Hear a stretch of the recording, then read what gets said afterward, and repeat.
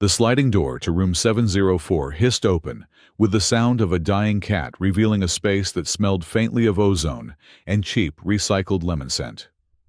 Harry Caldwell did not care about the smell. He did not care that the carpet was a shade of brown that suggested it had given up on life 3 decades ago. He did not even care that the panoramic viewport he had been promised was actually a porthole the size of a dinner plate, currently displaying a riveting view of a waste disposal vent. All Harry cared about was the bed. He dropped his heavy duffel bag. It hit the floor with a solid thud, the sound of a man's entire life, savings and portable anxieties coming to rest. He was exhausted. It was not a normal tiredness. It was a bone-deep, soul-grinding fatigue that came from spending 48 hours in transit on a freighter that vibrated enough to loosen dental fillings.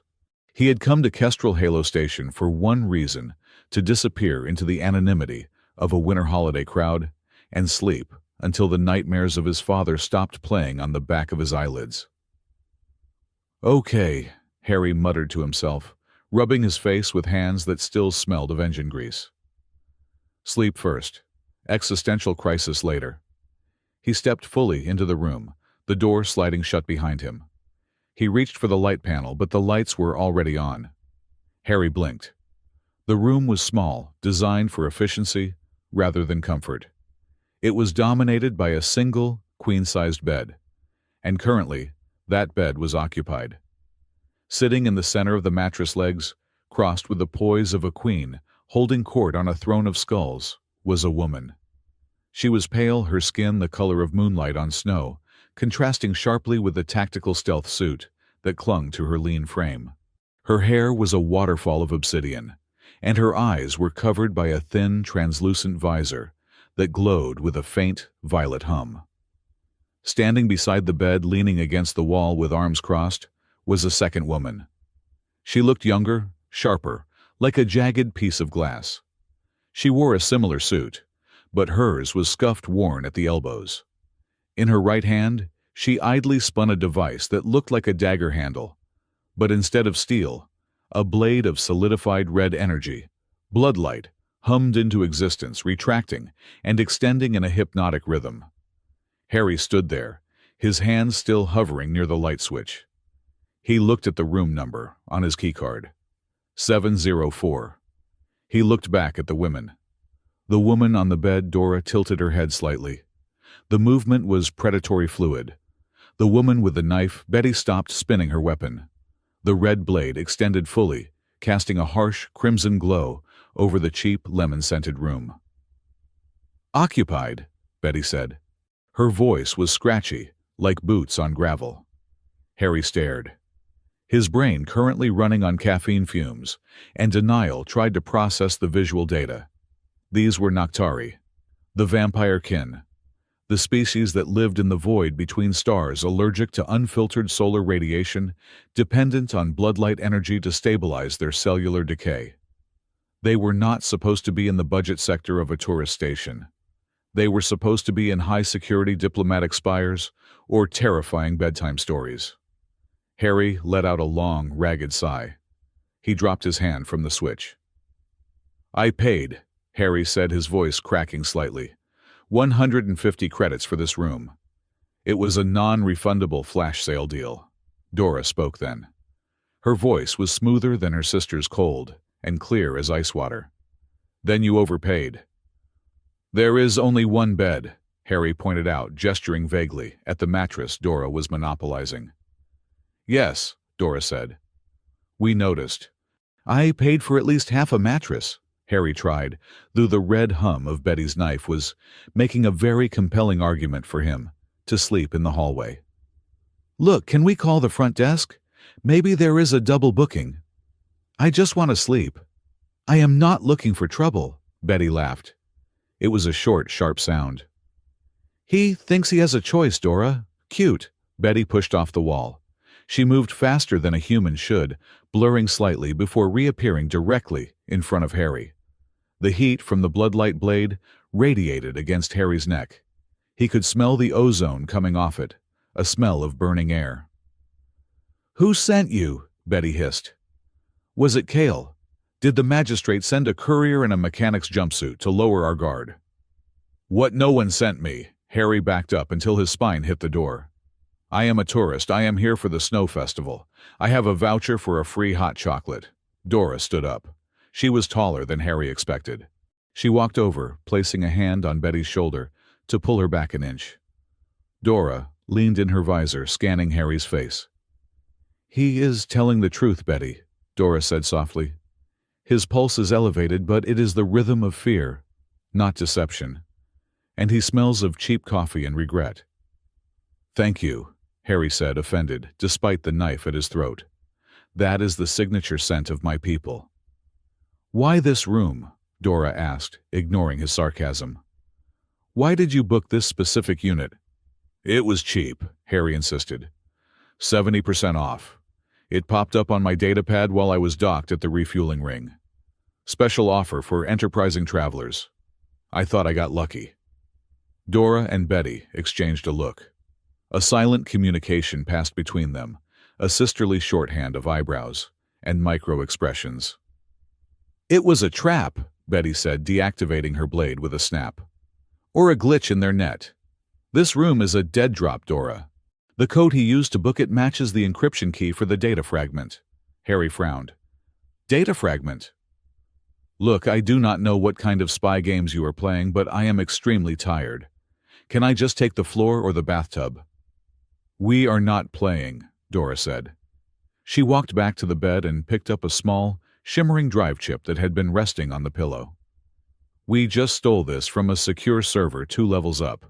Security is sweeping the grid. We diverted the booking system to keep this room empty, so we could extract the data, but apparently the station AI decided to monetize the vacancy.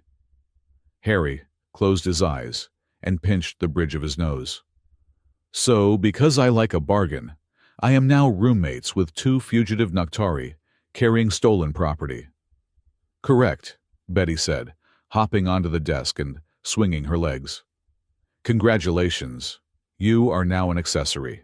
Before Harry could formulate a protest involving the words legal counsel and refund, the room's ambient lighting turned a violent, flashing crimson. A siren began to wail, a low mechanical groan that vibrated through the floorboards. Whoop, whoop, whoop. A holographic projection flickered to life in the center of the room, overriding the safety protocols. The face of a man appeared magnified and severe. He had a jawline that could cut glass, and eyes that looked like they had been surgically removed of all warmth. It was Director Soren Kale, the head of station security. Attention citizens and guests of Kestrel Halo, Kale's voice boomed smooth and terrifyingly calm. This is a Code Nightfall declaration. I repeat, Code Nightfall. Harry felt his stomach drop. Code Nightfall was not a drill. It was a total station lockdown. Moments ago, Kale continued, a tragedy occurred in the diplomatic spire. Ambassador Vorex has been assassinated. Witnesses described the assailants as 2 female combatants of Noctari descent, utilizing illegal bloodlight weaponry. Harry looked at Betty. Betty shrugged, twirling the handle of her weapon. We did not kill him. We just knocked his teeth out. He was talking too much. Due to the severe nature of this attack, Kale's voice went on, and the threat of further violence, Kestrel Halo is now under full lockdown. All transport permissions are revoked. Sector blast doors are sealing. Security teams are conducting a compartment-by-compartment sweep. Do not resist. Identify any Noctari individuals to the nearest patrol unit immediately. They are considered armed and extremely dangerous. The hologram flickered out, replaced by the station's logo, rotating slowly in red. Silence filled the small room, heavier than before. Well, Harry said into the quiet, that sounds bad. He killed the ambassador, Dora said, her voice dropping an octave. She fastened the drive chip to her belt. Kale, he killed the ambassador to cover up what is on this drive. And now he is pinning it on us. And they are sweeping compartment by compartment, Betty added. She looked at the door. They will be here in 10 minutes, maybe 5. Harry looked at his duffel bag. He looked at the bed he would not be sleeping in. He looked at the vents. "I need to leave," Harry said. "If they find me with you, I go to prison. Or out an airlock." "You cannot leave," Dora said. "The corridors are sensor-locked. If you step out alone, you will be detained for questioning. If we step out alone, we will be shot on sight." "So we are trapped," Harry said. "Not necessarily," Dora said. She turned her visor toward Harry, and for a moment, the violet glow intensified. "We need a localized disruption, and we need camouflage." "I am not wearing a wig," Harry said instinctively. "We need a cover," Dora corrected. "You are a human tourist. We are exotic companions, or dancers. The narrative does not matter as long as we pass the visual inspection at the sector checkpoint." "No," Harry said, backing up. "No way. I am not smuggling fugitives past Kale's stormtroopers. I came here to forget my problems, not become a headline." "You are already a headline, Dork," Betty said, jumping off the desk. "You use the booking code. The moment security runs your ID, they will see you reserved the dead drop room. You are already flagged as our accomplice. Your only chance is if we get this data to the transmission tower and prove Kale is lying." Harry stared at her. The logic was cold, brutal, and undeniably sound. He had walked into a trap simply by being cheap. "I hate this station," Harry whispered. "I hate it so much." "Grab your bag," Dora commanded. "We are moving." The corridor outside was chaos, but a restrained, terrifying kind of chaos. The holiday music, a synthesized version of Jingle Bells, was still playing cheerfully over the intercoms, creating a dissonant soundtrack to the panic. Tourists were being heralded into holding zones by security drones. Blast doors were sliding shut at the far ends of the hallway, sealing the sector. Harry walked quickly, his head down, clutching his bag. Dora walked on his left, Betty on his right. They had engaged the active camouflage on their suits, dulling the tactical matte black into something that looked like high-end avant-garde clubwear. It wasn't perfect, but, in the flashing red emergency lights, they looked less like assassins and more like expensive escorts. "Keep your head up," Dora murmured, her hand gripping Harry's arm with a strength that bruised. "Act like you belong. You are an annoyed tourist inconveniently interrupted." "I do not have to act," Harry hissed back. "I am terrified." "Channel it into entitlement," Betty whispered from the other side. "Humans are great at entitlement." They reached the intersection leading to the lift tubes. A checkpoint had been hastily erected. 4 security officers in heavy riot gear stood behind a kinetic barrier, scanning IDs. Behind them, a drone hovered its scanner, sweeping the crowd. Harry's heart hammered against his ribs like a trapped bird. 1, 2, 3, 4. 1, 2, 3, 4. Ahead of them, a commotion broke out. A young mother, a human woman carrying a heavy winter coat, was arguing with a guard. Her child, a boy no older than 6, had drifted through the kinetic barrier before it fully activated. Now he was on the secure side, and she was on the suspect side. "He is just a boy," the mother screamed. "Let him back through, or let me through." "Stand back, citizen," the guard barked, his voice amplified by his helmet. "Sector is sealed. No movement across the line until clearance is verified." "He is scared," the woman cried, reaching for the barrier. The energy field sparked, stinging her hand. She recoiled, sobbing. The boy on the other side was crying, looking at the faceless, armored giants surrounding him. Harry stopped. Dora pulled on his arm. "Ignore it. We need to use the confusion to slip into the maintenance hatch on the left. The guards are distracted." "Move, Harry," Betty urged. "Not our problem." Harry looked at the hatch. It was open. It was safe. He could slip in there, disappear into the dark, and maybe survive this night. Then he looked at the boy. The kid was trembling, clutching a stuffed robotic penguin. Harry remembered that tremble. He remembered being 7 years old, standing in a spaceport terminal, watching his father walk away toward a boarding gate, waiting for a wave that never came. He remembered the coldness of being small in a universe designed for the big and the indifferent. "Damn it," Harry cursed. He didn't turn toward the maintenance hatch. He turned toward the guards. "Harry," Dora hissed. Harry marched up to the barrier, his fear suddenly transmuted into a strange, shaky anger. "Hey, officer!" The guard turned, weapon raised slightly. "Back away!" "That is a kid," Harry said, pointing. "You are station security, right? Your job is to keep order, not traumatize kindergartners. Open the field for 2 seconds. Let the kid back to his mom." "Sir, this is a lockdown." The guard stepped forward. "Interference is a Class C felony." "And stupidity is a universal constant, apparently," Harry snapped. "Look at him. He is not a Noctari assassin. Unless the vampires are recruiting toddlers now, is that the intel?" The absurdity of the statement made the guard pause. The crowd behind Harry murmured in agreement. Phone cameras started coming up, recording the standoff. "Let the kid go," someone shouted from the back. The guard looked at the crowd, then at the crying boy, then at the drone recording everything. Cale wanted order, not a PR riot. "Fine," the guard grunted. He deactivated the field for a blink. "Kid, move, now." The boy scrambled back to his mother. The crowd cheered softly. The mother looked at Harry, eyes wet with gratitude. "Thank you," she mouthed. Harry nodded his knees, suddenly feeling like jelly. "Yeah, you are welcome." He turned back to where Dora and Betty were supposed to be. They were gone. No, not gone. They had used the moment the eyes of the guards fixed on Harry to slip past the sensors and flank the checkpoint. A hand grabbed Harry's collar from the shadows of a structural pillar. He was yanked sideways into a narrow service alcove. Dora pinned him against the cold metal wall.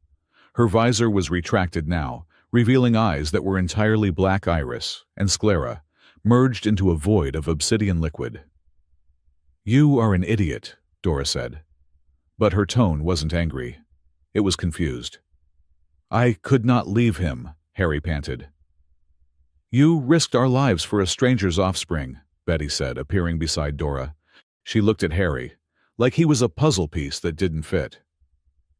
"Why? Because," Harry stammered, "some of us have to live in this universe after tonight." Before they could interrogate his morality further, heavy boots clambered on the grating above them. "Sweep the lower vents. They cannot have gone far." "That is Cale's personal guard." Dora noted, her head tilting, to listen to footsteps 3 floors up. "They are tracking the biometric signature of the data drive. We need to mask it." "How?" Betty asked. "Biointerference," Dora said. She looked at Harry. "We need to merge our signatures." "Whoa, buy me a drink first," Harry said, panic rising again. "Shut up," Dora said. She grabbed Harry's hand and slapped it against the panel of the service elevator behind them. She placed her hand over his, interlacing their fingers. Betty placed her hand on Harry's shoulder, her sharp nails digging into the fabric of his jacket. "Act natural," Dora commanded. The elevator door opened, and they stumbled inside, just as a scanner beam swept the alcove they had occupied. Inside the elevator, the air was stale. The car began to descend into the bowels of the station toward the engineering decks, where the artificial gravity generators hummed. Harry slumped against the wall, sliding down until he hit the floor. "I think I'm going to throw up. Just a little bit. In the corner." "Hold it together," Betty said, though she sounded winded herself. "We are not safe yet." Dora was pacing the small cage of the elevator. She looked at Harry, really looked at him for the second time. The contempt was fading, replaced by calculation. "You created a distraction," Dora said. "It was inefficient, dangerous, but effective." "I did not do it for you," Harry muttered, closing his eyes. "I know," Dora said. "That is what makes it strange." The elevator shuddered and halted. The doors opened not to a corridor, but to a vast, dim cavern of machinery. This was the Snow Dome underbelly, the place where the magic was manufactured. Massive pipes pumped liquid nitrogen to the surface. Giant gears turned the rotational habitation rings. It was loud, hot, and industrial. "We need to cross the turbine hall," Dora said. "To get to the old comms array." They started walking along a narrow catwalk suspended over the grinding machinery. The drop below was easily 200 feet into darkness. Harry struggled to keep up. His duffel bag was heavy, and his legs felt like lead. "Why are you helping us?" Harry called out over the roar of a turbine. "You could have ditched me at the checkpoint." Betty looked back. "We need your code, remember. You are the key to the drop room. The data might need your bioprint to decrypt." "Oh," Harry said. "So I am a tool." "Everyone is a tool," Betty said. "Some are just sharper than others." Suddenly, a spotlight cut through the gloom. It hit them like a physical blow. "Halt." A skiff, a small security hover platform, dropped from the ceiling shadows. 3 officers stood on it, rifles trained on the catwalk. "Target acquired," one officer shouted into his comms. 2 Noctari subjects, 1 human collaborator. "Run!" Dora screamed. She did not wait. She shoved Harry forward. Betty leaped, clearing a 10-foot gap in the catwalk where a section had rusted away. She landed spun and ignited her bloodlight blade. She slashed the air, sending a crescent of red energy flying toward the skiff. It hit the pilot's stabilizer, causing the craft to lurch. Harry ran. He scrambled over pipes, ducked under steaming vents. He was not a soldier. He was a guy who fixed navigation consoles for a living. He didn't run towards danger. He ran toward coffee breaks. But tonight, his legs pumped with a frantic energy he didn't know he possessed. The skiff recovered. Bullets sparked against the metal grating near Harry's feet. "Jump!" Dora yelled. Ahead, the catwalk ended. There was a gap leading to a maintenance chute. "Are you crazy?" Harry yelled. "Yes!" Betty laughed, and she jumped into the chute. Dora grabbed Harry's collar and threw him. He screamed, sailing through the air, flailing like a rag doll, before hitting the slanted metal of the chute. He slid down, spiraling into the darkness, with Dora landing gracefully behind him. They tumbled out onto a pile of insulation foam in a sub-basement room. It was quiet here. The roar of the machines was muffled. Harry groaned, rolling onto his back. "I am dead. I am definitely dead. This is hell. It smells like mildew." Dora stood up, brushing dust off her suit.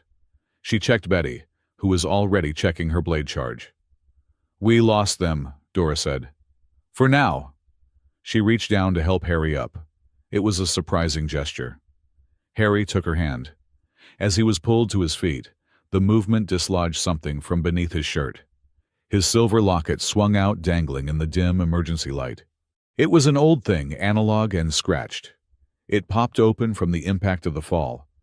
Inside was not a picture, but a small, etched microplate with a complex geometric design, a family crest, but one that looked more like a circuit diagram. Dora froze. She stared at the locket. Her hand, which was still holding Harry's, tightened painfully.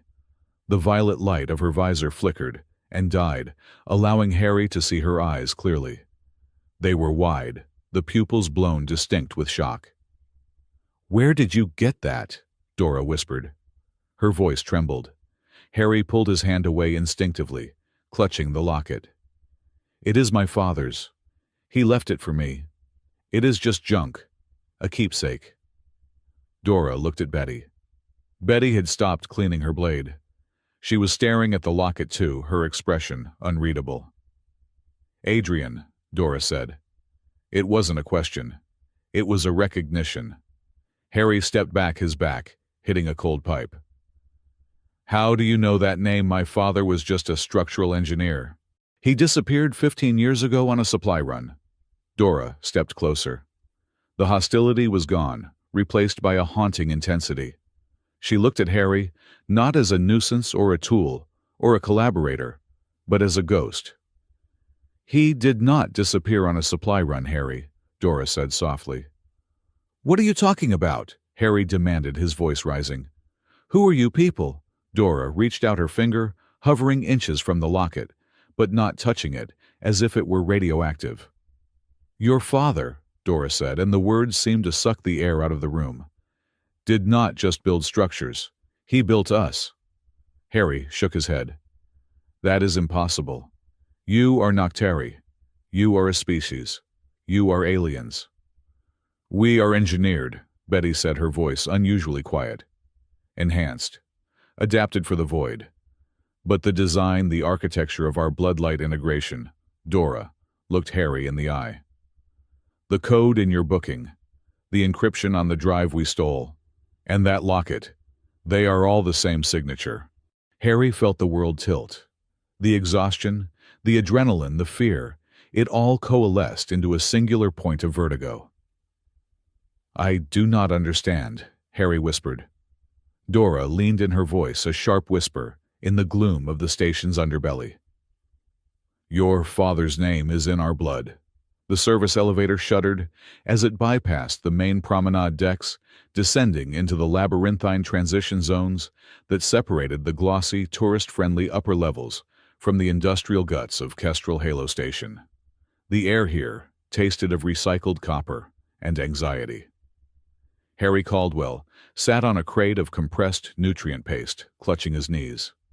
The adrenaline from their escape was beginning to curdle into a cold, heavy dread. Beside him, Dora was field-stripping her weapon with mechanical precision, her movements so fluid they seemed like a dance. Betty was pacing the small metal cage, her bloodlight dagger flickering on and off. Snap hiss, like a nervous tick made of lethal energy. "Stop that," Dora said without looking up. "You are wasting charges." "I am thinking," Betty snapped, the red light casting jagged shadows across her pale, sharp face. "Thinking requires rhythm." "You are thinking about stabbing someone," Harry ventured, his voice sounding small in the metallic echo of the shaft. "It is a multitasking effort," Betty replied, flashing him a grin that was all teeth and zero warmth. The elevator ground to a halt. The doors did not open automatically. Instead, they groaned and stuck halfway. Dora stood up, holstered her reassembled weapon, and pried the doors apart with a strength that made the steel shriek. They stepped out into Sector 4, a logistical hub that had been transformed into a nightmare. Before the lockdown, this area would have been a bustling corridor of cargo haulers and maintenance crews. Now, it was a checkpoint. And it was ugly. Director Soren Kale had not wasted time. Portable barricades of hard light energy dissected the wide hallway, funneling the station's population into narrow chutes.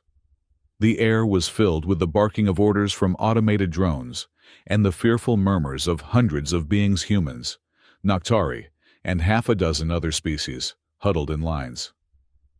"Down!" Dora hissed, shoving Harry behind a stack of shipping containers. From their vantage point, Harry could see the segregation in process. To the left, a line for organic standard, mostly humans and solar-based species. They were being scanned, shouted at, but ultimately allowed to pass into the containment zones.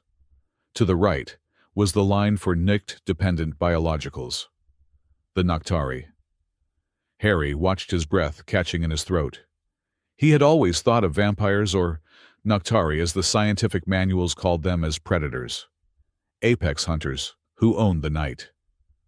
But what he saw now was not a pack of wolves. It was a herd of cattle being led to a slaughterhouse. A Noctari elder, a man whose skin was the texture of parchment and whose hair was wispy white, stumbled as he reached the front of the line.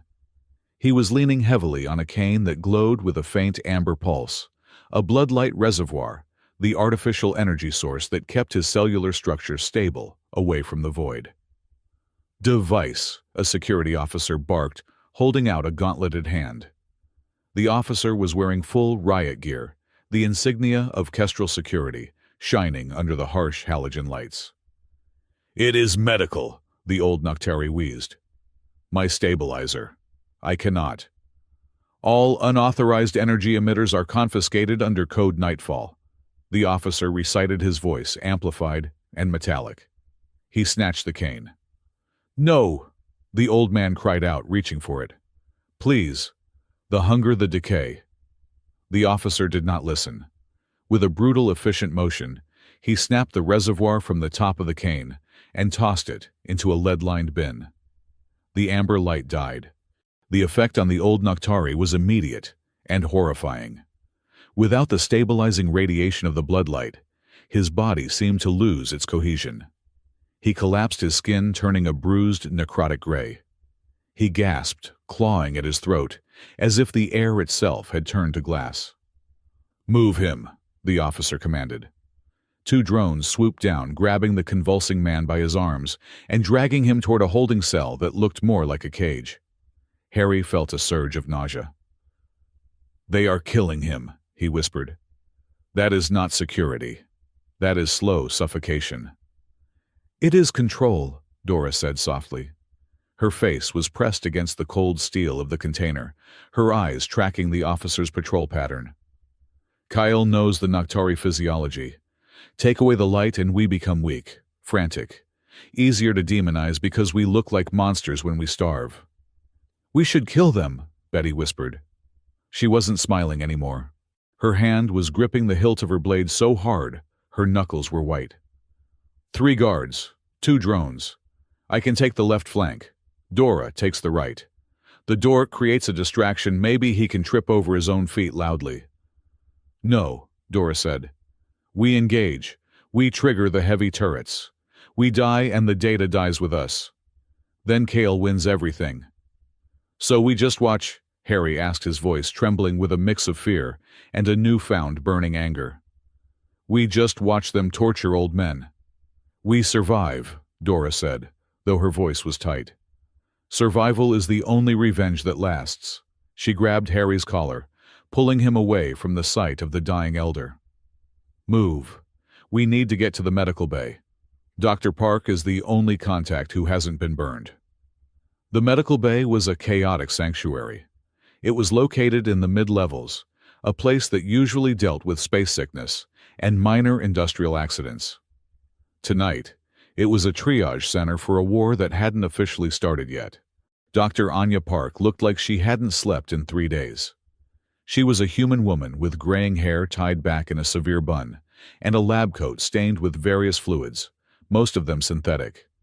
She was currently shouting at a medical drone that was trying to administer the wrong dosage of painkiller to a weeping child. "Cancel protocol," Anya yelled. "Manual override. If you inject him with that, his liver will shut down, you glorified toaster." The drone beeped a sad apology and retreated.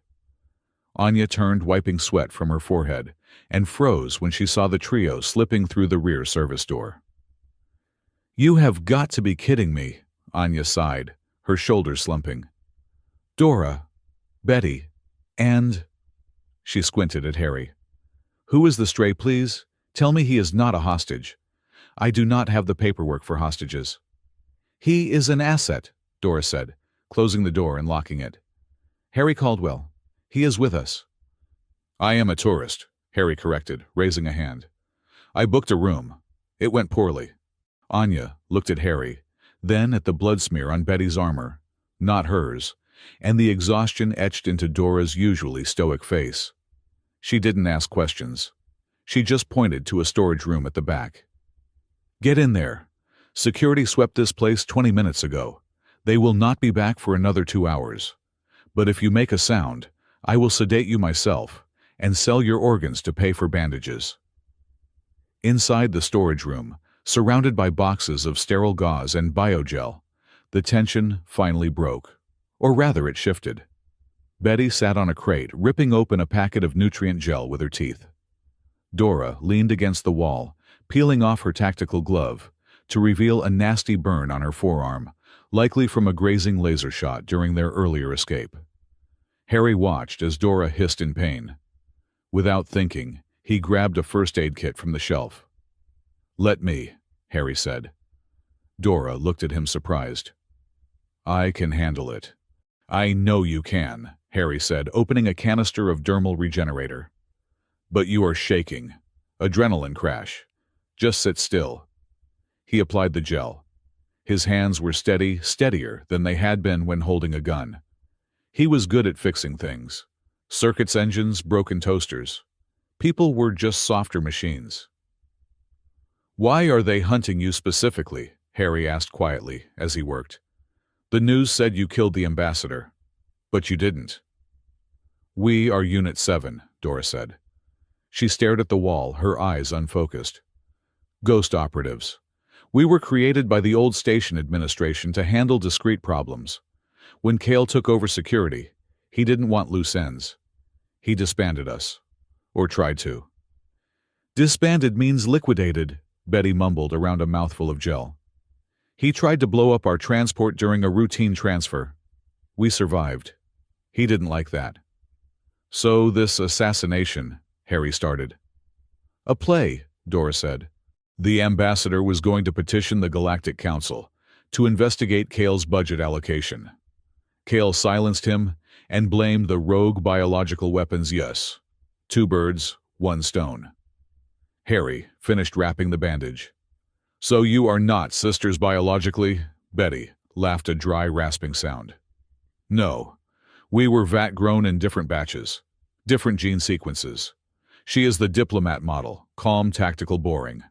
I am the vanguard model, high aggression, fast reflex, charming personality." Dora looked at Betty, and for a second, the icy mask slipped.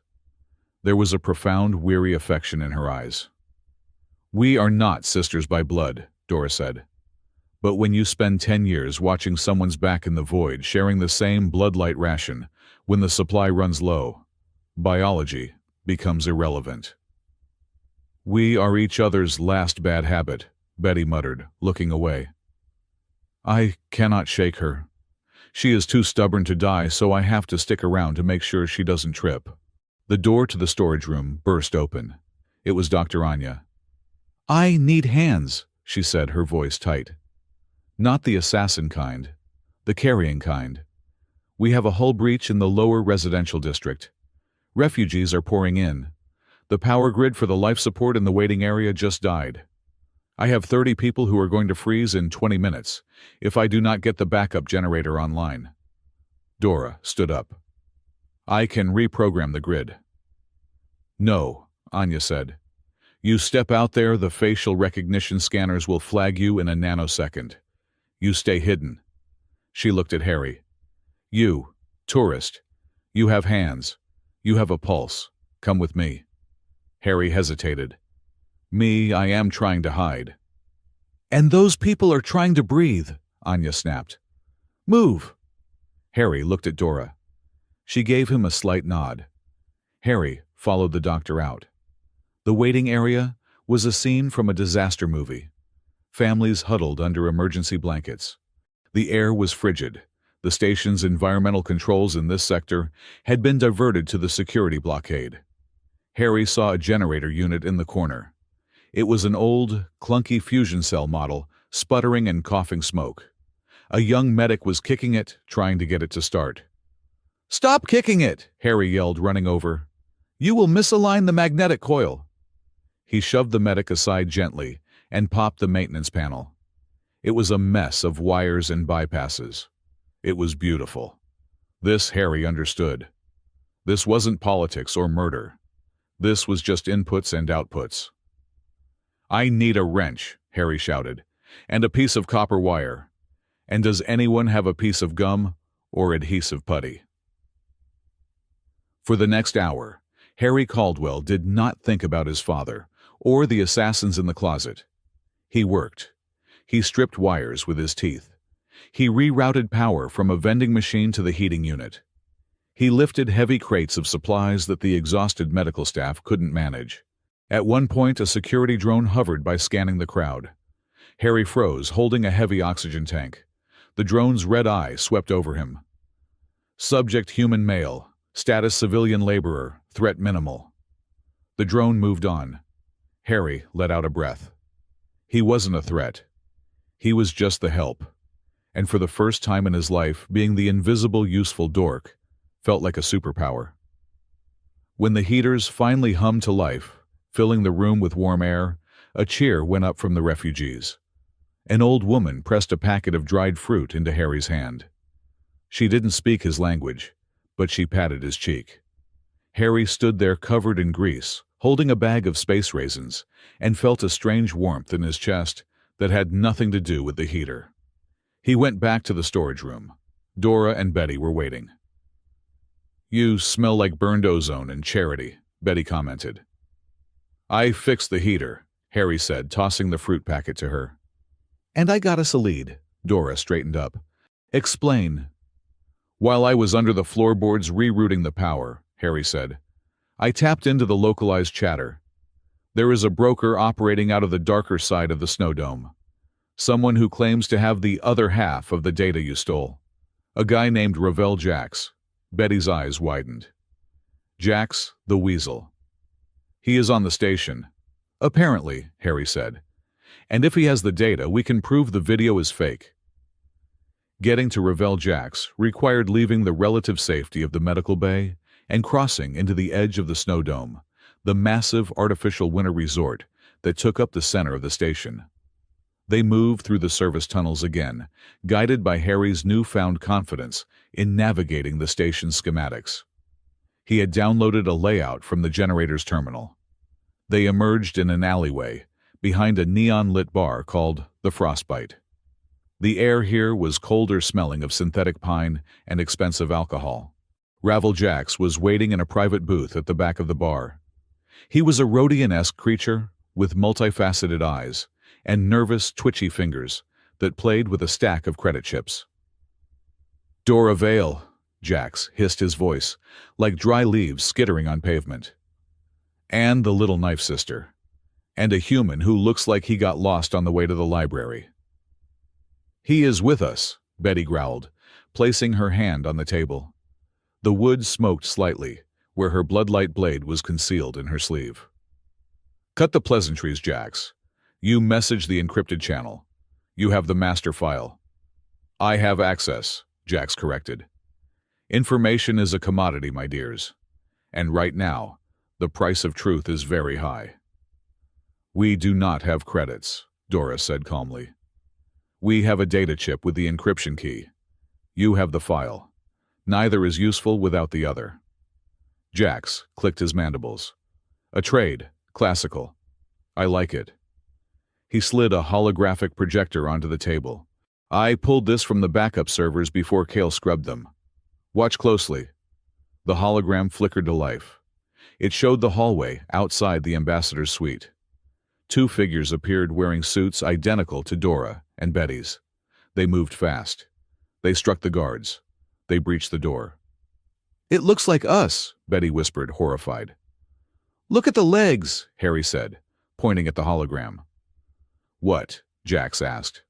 "The stride," Harry said. "Noctari have a double-jointed tarsal bone, right? It gives you that fluid gliding walk. Look at the attacker on the left. When she pivots, her heel hits the ground hard. That is a human stride. A human wearing motion assist armor to mimic speed." Dora leaned in, her eyes narrowing.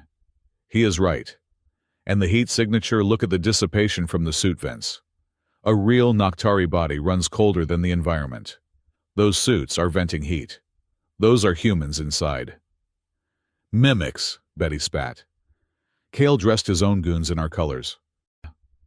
"Exactly," Jax said, turning off the hologram. "But this is just a copy, a low-res backup. The original with the biometric metadata that proves who is inside those suits, that is in the Aurora Vault.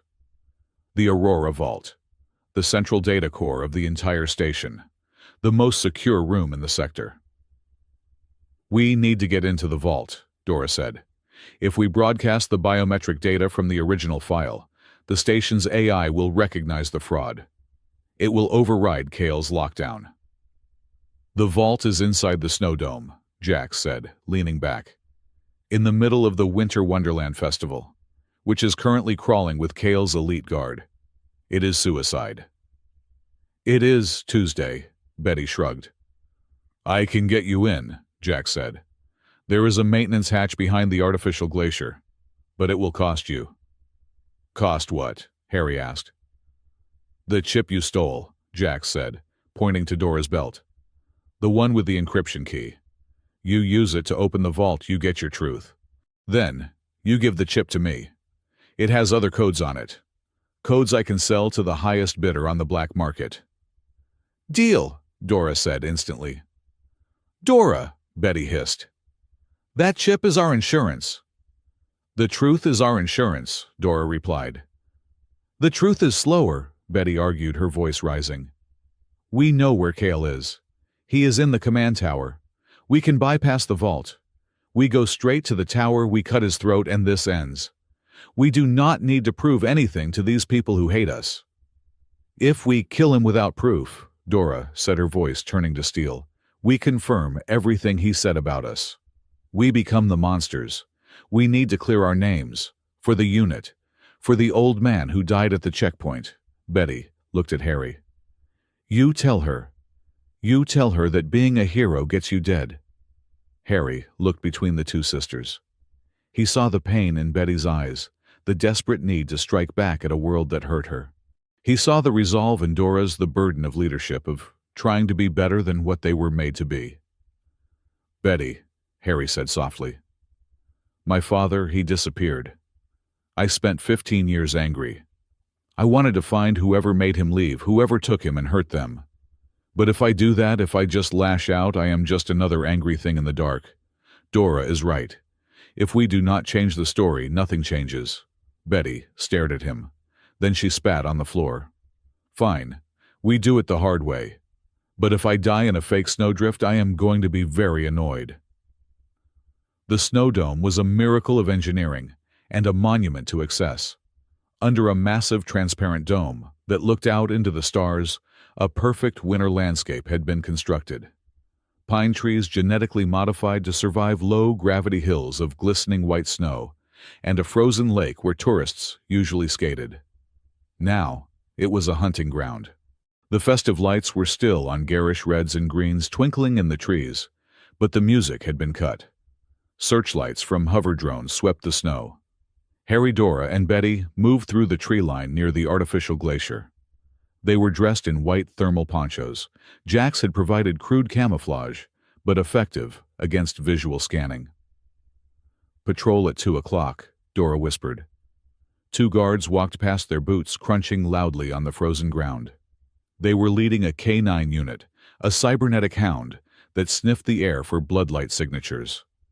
Harry held his breath. He was terrified, but it was a different kind of fear than before. It was focused. "They are guarding the perimeter heavily," Betty noted. "But the center is open. They expect us to hug the walls." "We go across the lake," Dora decided. "It is exposed, but it is the fastest route to the vault entrance under the central pavilion." They moved out onto the ice. It was slippery. Harry stumbled, his boots struggling for grip. Dora caught his arm. "Steady." "I am not built for this," Harry whispered. "I am built for office chairs and mild climate control." "You are doing fine," Dora said. They reached the middle of the lake. The station's rotation simulated gravity, but out here on the ice, it felt lighter, dreamlike. Above them, through the dome, the nebula of the Kestrel sector swirled in purple and gold. For a moment they stopped. The beauty of it, the fake snow against the real stars, was overwhelming. Dora looked at Harry. The harsh lights of the drones were far away. In the ambient glow of the nebula, her face was softened. She reached out and adjusted the collar of his poncho. "Your pulse is racing again," she said quietly. "I am standing on a frozen lake with a super assassin," Harry said, "and I am about to break into a government vault. My pulse should be racing." "It is not fear this time," Dora observed. Harry looked at her. Really looked at her. He saw the weariness behind the warrior mask. He saw a woman who had been fighting a war she didn't start since the day she was born. "When this is over," Harry said, his voice catching, "when we clear your names, what will you do?" "I do not know," Dora admitted.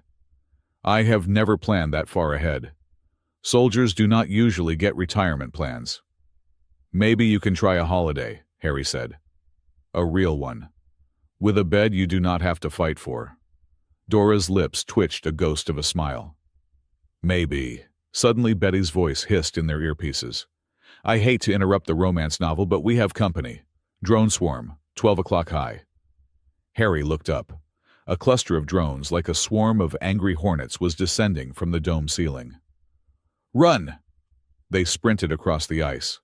The drones opened fire stun bolts that cracked the ice around them. "Slide!" Dora yelled. She grabbed Harry and threw him forward.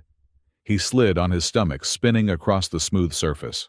Betty was skating on her boots, deflecting bolts with her energy blade, sending sparks flying into the night. They crashed into the snowbank on the far side of the lake, just under the lip of the central pavilion. "The hatch," Betty pointed. Hidden behind a holographic snowman was a maintenance access panel. Harry scrambled over to it. "It is locked!" Harry shouted. "Biometric seal. It needs a level 5 clearance." "Use the chip," Dora yelled, firing her sidearm at the approaching drones. "The chip is for the data, not the door," Harry panicked. He looked at the panel. It was a standard hand scanner. "Move!" Betty screamed. "They are charging a plasma round." Harry didn't think. He didn't have a hacking tool. He didn't have a code. He just slammed his hand onto the scanner. He expected a red light. He expected a siren. He expected to die. Instead, the panel let out a cheerful ping. A robotic voice, smooth and polite, spoke from the speaker. "Welcome back, Administrator Caldwell. It has been 3,400 days since your last login. Access granted."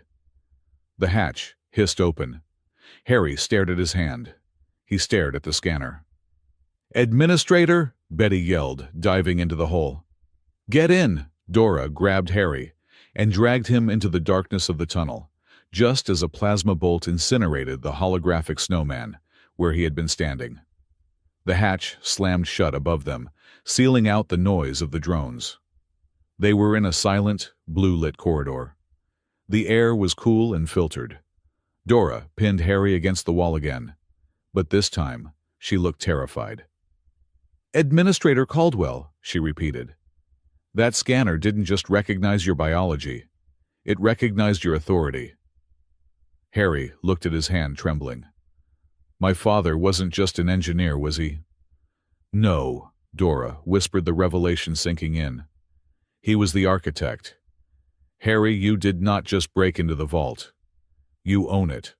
Betty looked down the corridor toward the massive door at the end that led to the Aurora vault. "Well," Betty said, a dark grin forming on her face, "that complicates things. In a fun way." Harry swallowed hard. The locket burned against his chest. The station wasn't just a building. It was a legacy.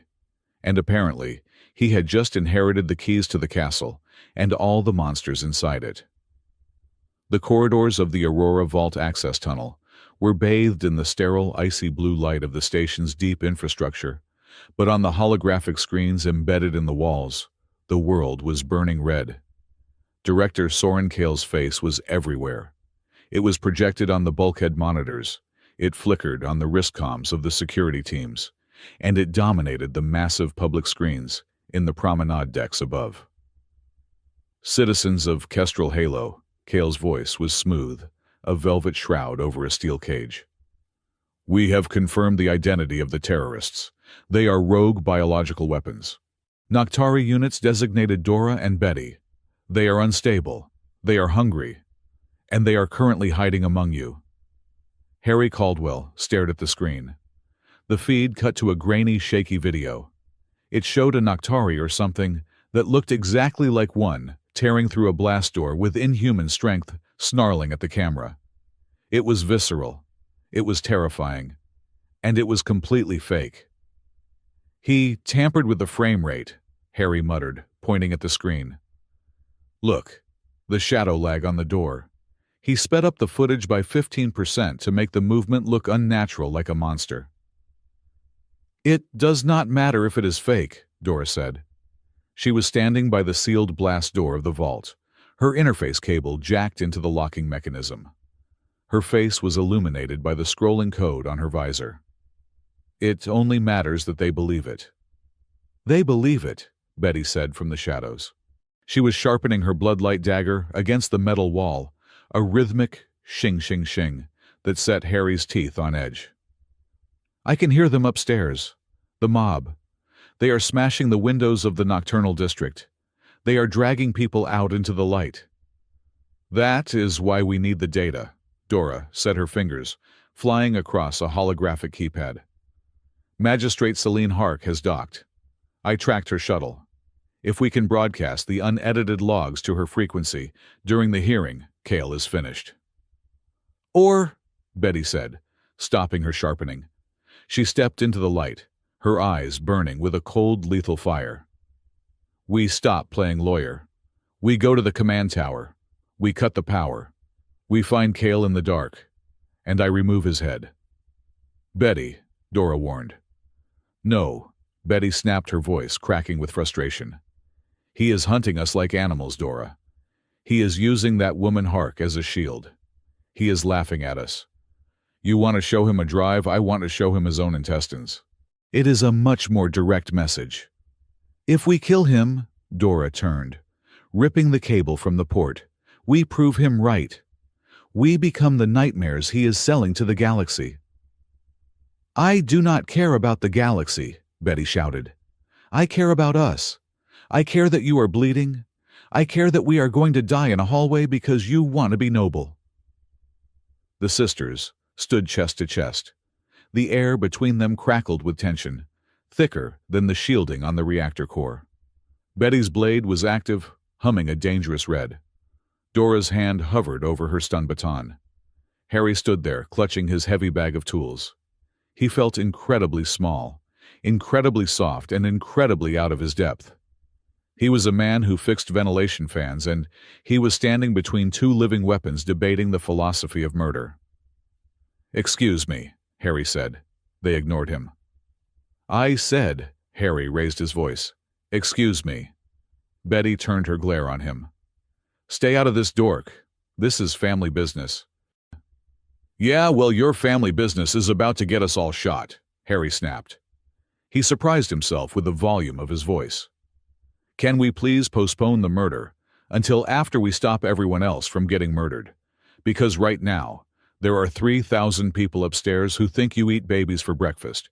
And if we do not open this door in the next 60 seconds, Kale's drones are going to weld it shut with us inside. Silence stretched for a heartbeat. Betty blinked. She looked at Harry, then at Dora. The red glow of her blade retracted. He has a point, Betty muttered. He is annoying, but he has a point. The door is unlocked, Dora said, her voice returning to its professional chill. But there is a complication. The gravity plating in the transition corridor has been inverted. Harry looked at the massive circular door as it groaned open. Beyond it lay a long, cylindrical hallway leading to the vault's core. But instead of a floor, there was a ceiling. Debris, loose bolts, a forgotten wrench dust was floating in the dead center of the tube caught between the gravity wells. Anti-grav trap, Harry realized. If we touch the walls, we fall up or down, depending on the polarity. It is a security measure, Dora said. To prevent physical intrusion, we have to jump, straight down the middle. If you drift, the gravity shear will tear your bones apart. Oh, good, Harry said, his voice rising an octave. I was worried it would be easy. Hold on to me, Dora commanded. She didn't wait for permission. She grabbed the back of Harry's harness. Betty, take point. On my mark. See you on the other side. Betty grinned, a feral expression returning. Or in pieces, she leaped. Betty moved like a dart, a black blur shooting through the center of the cylinder. She adjusted her trajectory with tiny bursts from her suit's thrusters, navigating the zero-gravity sweet spot with terrifying grace. Go, Dora said. She launched them. The sensation hit Harry like a punch to the gut. Weightlessness was one thing. He had done zero-G repair work before. But this was different. This was aggressive. On all sides of the tunnel, red warning lights pulsed like a heartbeat, a sunrise of blood. Harry looked down at the walls passing by. They were lined with massive cooling pipes. If he drifted 3 feet to the left, he would fall sideways into them, with the force of a 10-story drop. "Steady," Dora's voice was in his ear, calm and grounding.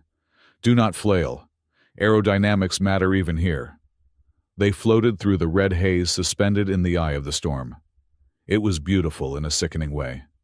The station hummed around them, a massive machine that felt alive. They hit the far airlock with a thud as gravity normalized. Dora landed on her feet, absorbing the impact.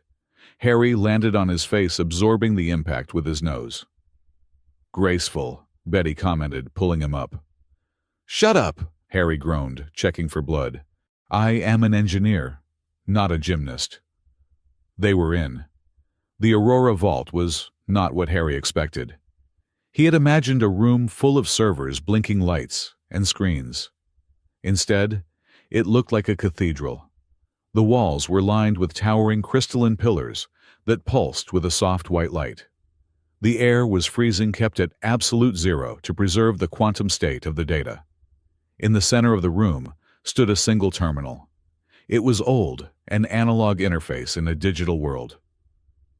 "That is the core," Dora said.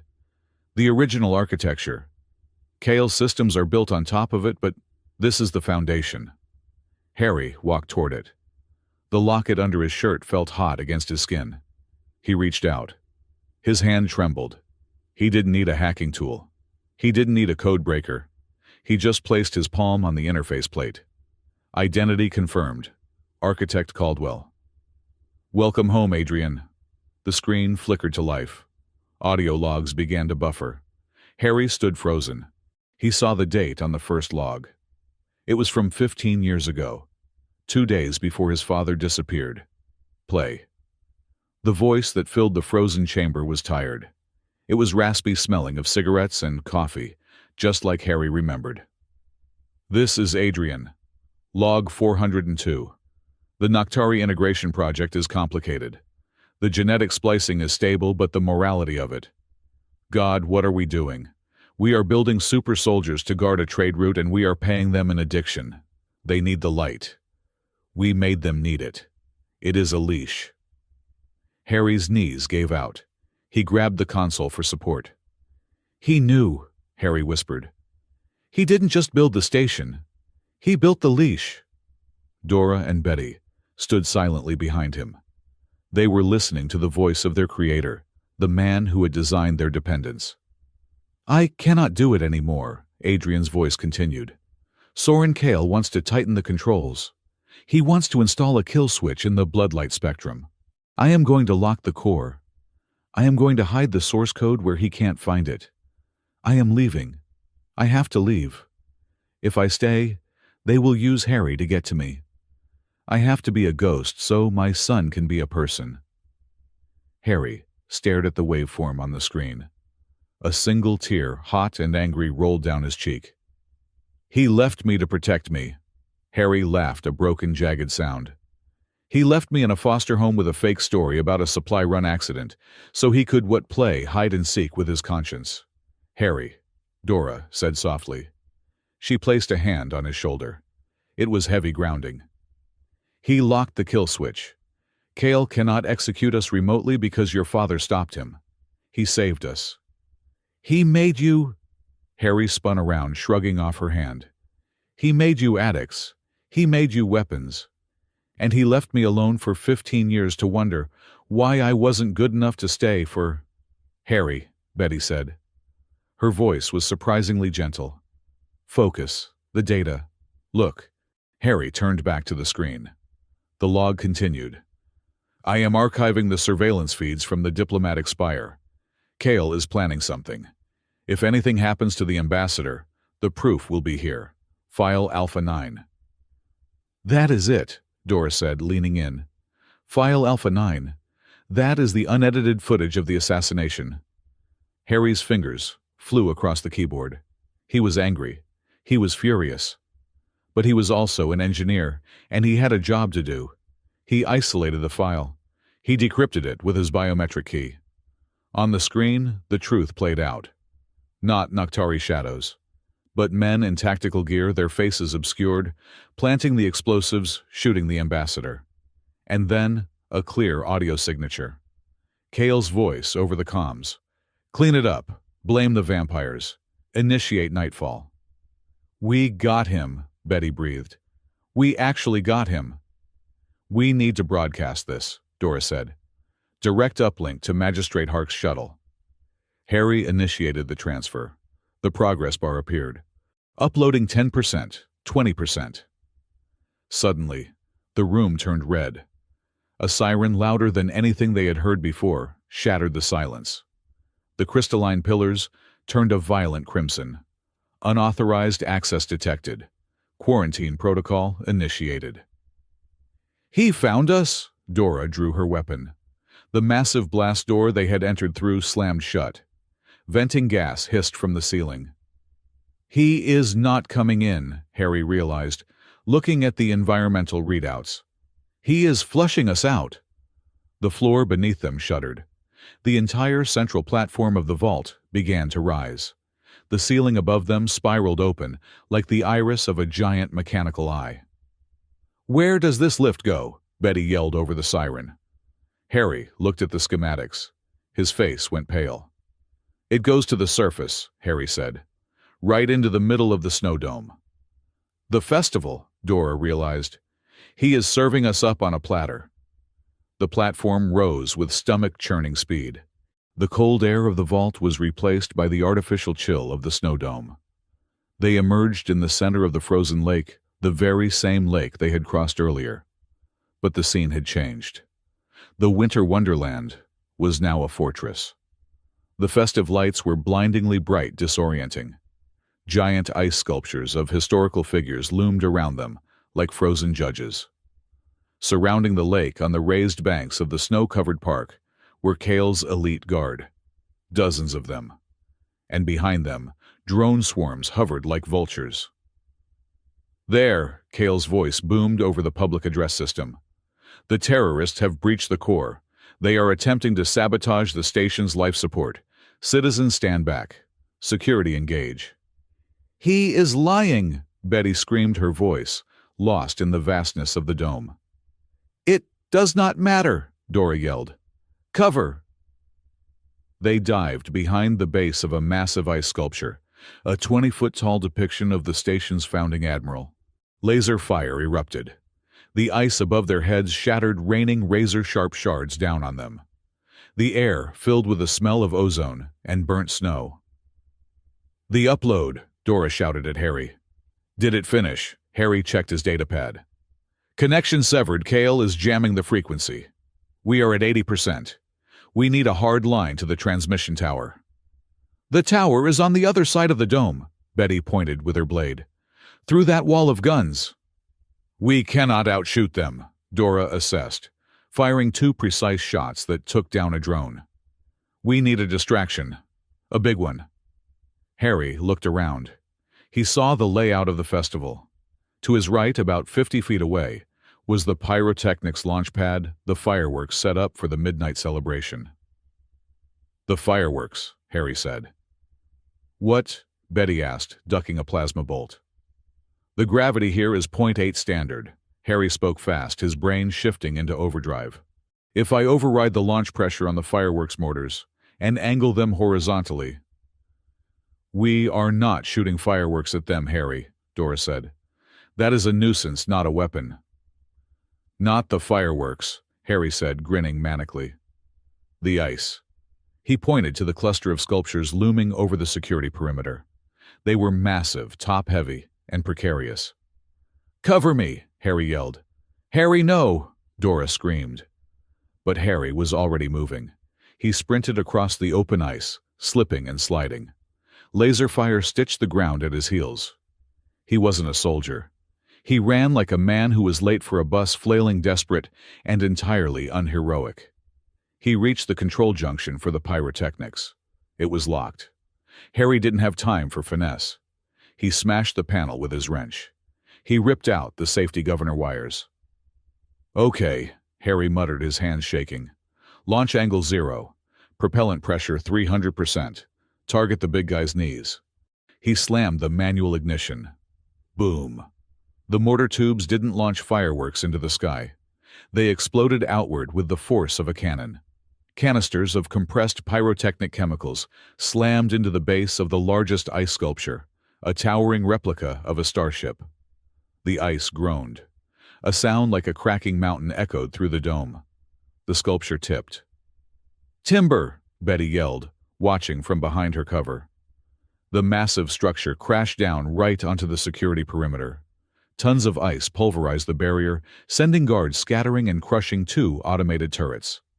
The impact kicked up a massive cloud of snow and ice dust, creating an instant, blinding fog. "Move!" Harry screamed, running back toward them. Dora broke cover, sprinting to meet him. Betty was right behind her. Through the fog, a red laser sight cut the air. It was a sniper drone hovering silently above the chaos, unaffected by the ground tremor. It locked onto Harry's chest. Harry didn't see it. He was too busy trying not to fall on the ice. Dora saw it. She didn't think. She didn't calculate. She simply moved. She threw herself across the gap, tackling Harry into the snow, just as the sniper fired. Zest, thwack. The shot didn't hit Harry. It hit Dora in the shoulder, right at the junction of her armor and her neck. She gasped, a sound of pure shock, and collapsed on top of him. "Dora!" Harry scrambled out from under her. The snow beneath her turned a luminous violet. She wasn't bleeding blood. She was bleeding light. The stabilizer fluid in her suit was leaking, mixing with her own bioluminescence. "I am functional," Dora gritted out, trying to push herself up. Her arm gave way. She slumped back. "You are not functional," Harry yelled, ripping off his scarf to press it against the wound. "You are leaking. You need a seal." Betty slid into the crater beside them. She took one look at the wound, and her face went ghostly pale. "The seal is broken," Betty whispered. "She is losing pressure. If she loses too much blood light, she will destabilize," Harry finished. He knew the biology now. He had heard his father's logs.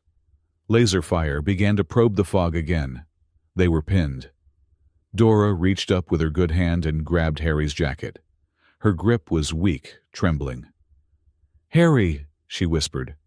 Her eyes, usually so cold and guarded, were wide open. "Leave me. Take the data. Betty can get you to the tower." "Shut up," Harry said, his voice thick with panic.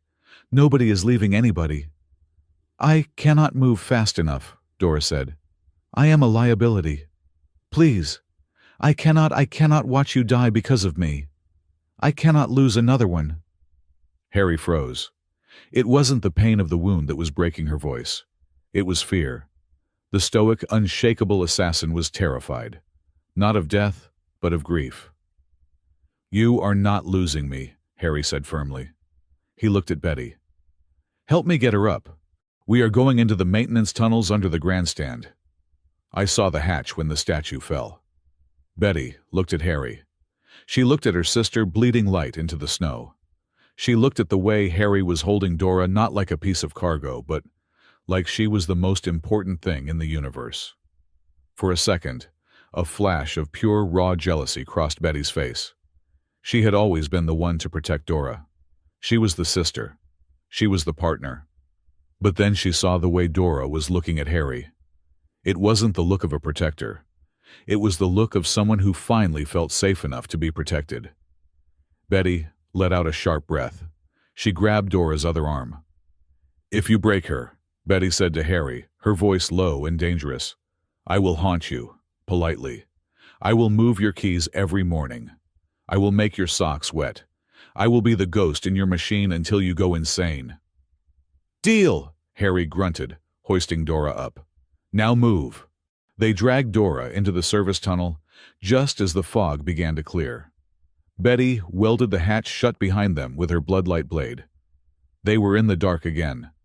The sounds of the festival and the battle were muffled above them.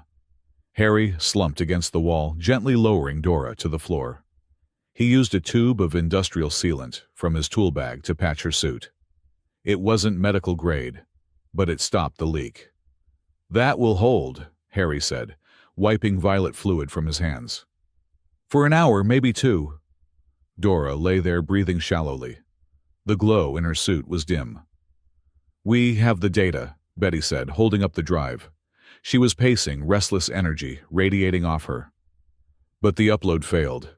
"We are stuck under the floor, Dora is down, and Kale controls the airwaves."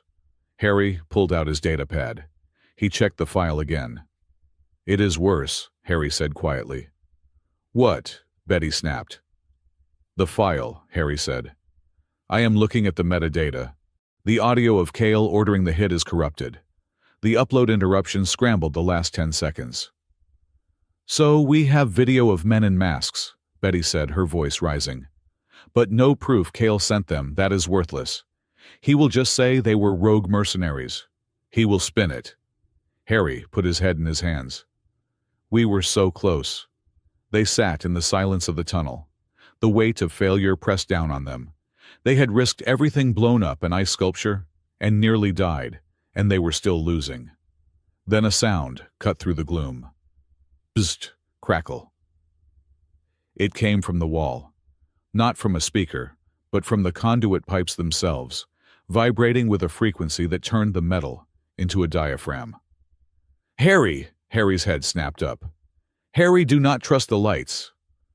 It was the same voice from the vault. Raspy, tired. But this time it wasn't a recording. It was responding to the ambient noise of the room. "Dad!" Harry whispered. Betty spun around, her blade igniting. "Who is there?" "The lights, Harry." The voice resonated through the station's bones, barely a whisper, indistinguishable from the hum of the air recyclers. "Kyle controls the eyes, but he does not control the nerves. Go to the roots. Go to the darkest place." The sound faded. Harry stared at the wall. "He is here," Harry said, his eyes widening. "He is not just in the logs. He is in the station." Dora coughed, shifting in her makeshift bandages. "What does he mean, the darkest place?" Harry stood up. His mind was racing. The despair was gone, replaced by the frantic clicking of puzzle pieces falling into place. "The station runs on bloodlight and solar power," Harry said. "Everything is lit. Everything is watched. Except one place. The place where the power comes from. The fusion intake." "That is suicide," Betty said. "The radiation there is lethal." "Not for me," Harry said. "I am human. I can take a higher rad dose than you two. And if my father is in the system, that is where the hardline connection will be. The one place Kale's wireless jamming cannot touch." He looked at Dora, then at Betty. "We are not done," Harry said. "Revenge has a pulse. And I think I just heard its heartbeat." The artificial sky of the snow dome had been dimmed to a suffocating twilight, a deliberate choice by director Soren Kale to turn the central plaza into a theater of judgment. The festive lights that had previously twinkled with holiday cheer were now harsh white spotlights, all trained on the raised platform in the center of the frozen lake. It was no longer a resort. It was a courtroom carved from ice and fear. Magistrate Celine Hark sat upon a raised dais that had been hastily constructed from modular stage equipment. She looked impeccable in her silver council robes, her face a mask of neutral authority, though her fingers tapped a nervous rhythm on the datapad in front of her. Beside her stood Soren Kale, looking like the grieving hero. His uniform pressed his expression somber. Below them, kneeling in the snow, were Dora and Betty Vale. They were not bound by chains, but by a dampening field, a hexagonal ring of emitters that suppressed their bloodlight resonance. Without it, they looked smaller, paler. Dora's posture was rigid, her chin held high, refusing to look at the jeering crowd that pressed against the security barriers. Betty looked like a coiled spring, her eyes darting around the plaza, calculating murder in 3 different dimensions. The crowd was a mix of terrified tourists and angry station residents. They held signs. They shouted slurs against the Noctari. Kyle had done his work well. He had turned a holiday inconvenience into a species war in less than 12 hours. "Citizens," Kale's voice boomed over the amplifiers, silencing the roar. We are not here to exact revenge. We are here to ensure safety. These two entities have been identified as the primary biological weapons used in the assassination of Ambassador Vorax. They are unstable. They are lethal. And under Station Law, Section 4, Paragraph 2, I am petitioning the magistrate to remand them to my custody for immediate neutralization. Neutralization, Betty spat loud enough for the front row to hear. Fancy word for execution behind a soundproof door. Silence, Cale commanded, his voice smooth. He turned to Selene. Magistrate, the evidence is irrefutable. We have the video logs. We have the weapon signatures. Delaying this only puts more human lives at risk. Selene Hark frowned, looking down at the two women. Director Cale, the counsel, prefers transport and trial at a central hub. Summary execution is frowned upon. These are not citizens, magistrate, Cale said, his voice dropping to a conspiratorial, sorrowful tone. They are military hardware that malfunctioned. You do not put a broken missile on trial. You dismantle it before it explodes. The crowd murmured in agreement. Fear was a powerful accelerant, and Cale was pouring it by the gallon. Magistrate! The shout came from the edge of the security perimeter. It was cracked, desperate, and entirely lacking in authority. The crowd parted, not out of respect, but out of confusion. Harry Caldwell pushed his way through. He looked terrible. His mechanic's jumpsuit was stained with grease and blue coolant fluid. His face was smeared with soot. He was panting, clutching a datapad, like it was a holy relic. Beside him, Dr. Anya Park walked with a grim determination, her white coat serving as a badge of office that made the security guards hesitate to club them down. "Who is this?" Selene asked, adjusting her glasses. "Oh, witness," Anya Park announced, her voice cutting through the cold air. "I am Dr. Anya Park, Chief Medical Officer of Kestrel Halo, and this man has evidence regarding the assassination." Cale's smile did not falter, but his eyes hardened into chips of flint. "Ah, the tourist. Mr. Caldwell, I believe, the one who was seen conspiring with the accused." "I was not conspiring," Harry stammered, stepping onto the ice. He slipped, slightly flailing his arms to regain balance, which ruined his heroic entrance. "I was fixing things. That is what I do." "And what are you trying to fix now, Mr. Caldwell?" Cale asked, amused. "The truth," Harry said. He held up the datapad. "Magistrate, the video director Cale showed you, it is edited.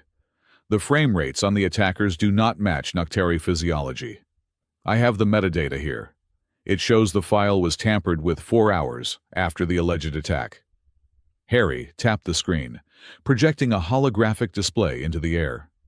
It showed the jagged lines of code, the timestamps, and the digital fingerprints of the editing software. "Look at line 400. Harry pointed, his hand shaking. "That is a masking algorithm. It pastes a Noctari skin over a standard human tactical suit. The people who killed the ambassador were humans. They were humans on Cale's payroll." A ripple of shock went through the crowd. Selene Hark leaned forward, her eyes narrowing as she scanned the projection. "This is a serious accusation, Director," Selene said slowly. "This metadata appears authentic." Cale did not panic. He did not scream. He simply sighed, the sound of a disappointed parent. "Magistrate," Cale said, walking to the edge of the platform to look down at Harry. "Mr. Caldwell is a talented mechanic. I will give him that. Talented enough, it seems, to bypass a level 5 security lock on the Aurora vault." Harry froze. Cale turned to the crowd, spreading his arms. "Ask yourselves, how does a budget traveler, a man who fixes ventilation ducts, crack the most secure data core in the sector, unless he had help, unless he had codes?" Cale gestured to a screen behind him. It displayed Harry's personnel file, flagging the biometric entry at the vault. "Access granted to Administrator Caldwell," Cale read aloud. "Tell me, Harry, how do you have administrator privileges unless you stole them, unless you are part of the deep cover cell that these creatures operate?" The crowd turned back. The sympathy vanished. They didn't see a whistleblower anymore. They saw a hacker, a traitor. "I didn't steal it," Harry said, his voice small. "It is inheritance. My father." "Your father," Cale interrupted, his voice dripping with mock pity. "A convenient ghost story. The truth is simpler, citizens. This man is compromised. He has been seduced by the enemy. He is not a witness. He is an accomplice." "He is not an accomplice," Betty yelled, straining against the dampening field. "He is just a dork. Look at him." "Betty, help me out here," Harry hissed. "I am helping," Betty shouted. She looked at Cale, then at the magistrate. "You think this man is a mastermind. You think he is a super hacker. Lady, look at his shoes. He tied them with a double knot because he is afraid they will come undone. Last night, I watched him try to open a jar of pickles for 10 minutes before he gave up and asked a drone to do it. He cannot even open a pickle jar. You think he opened your vault?"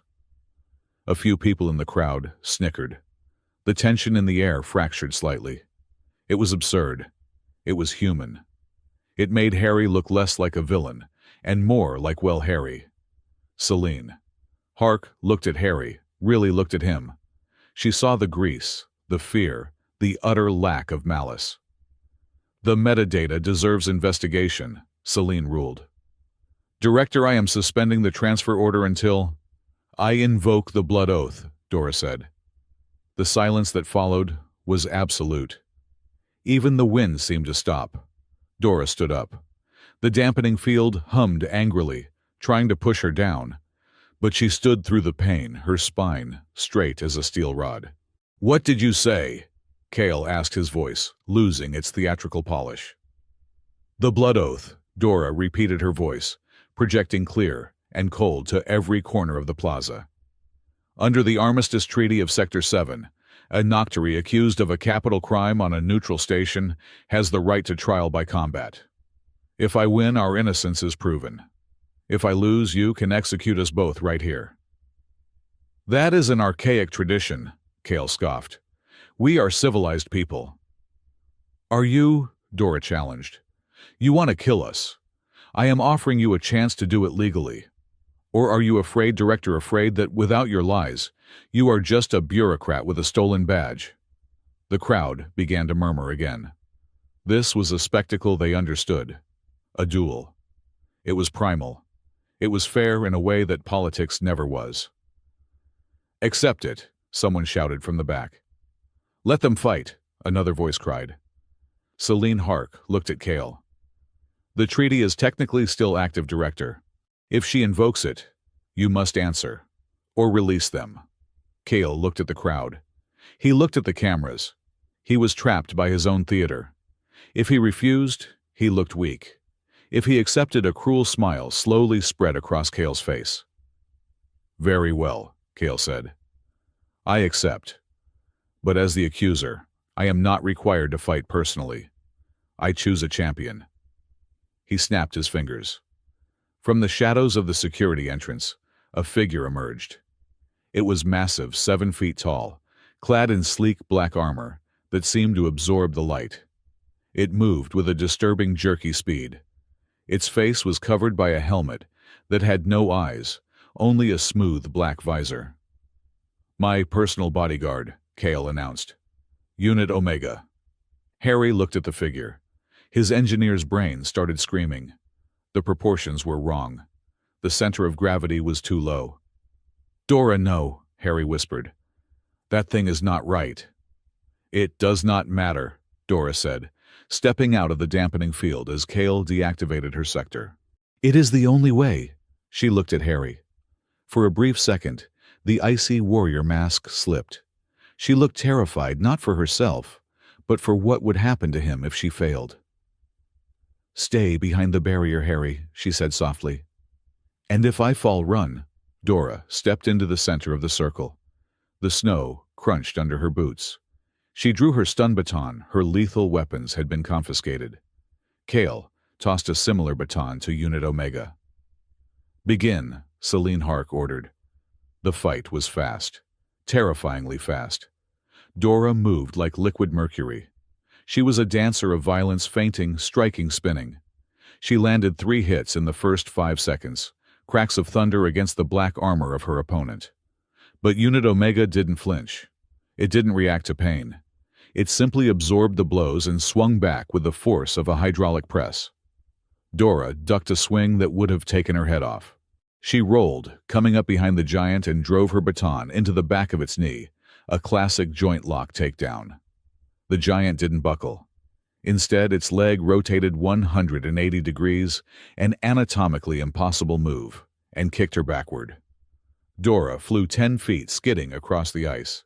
She gasped, clutching her ribs. "He is cheating!" Betty screamed from inside her containment field. "That is not a person, that is a rig!" "Silence!" Kale shouted. "It is a bio-augmented soldier. Perfectly legal." Dora got up.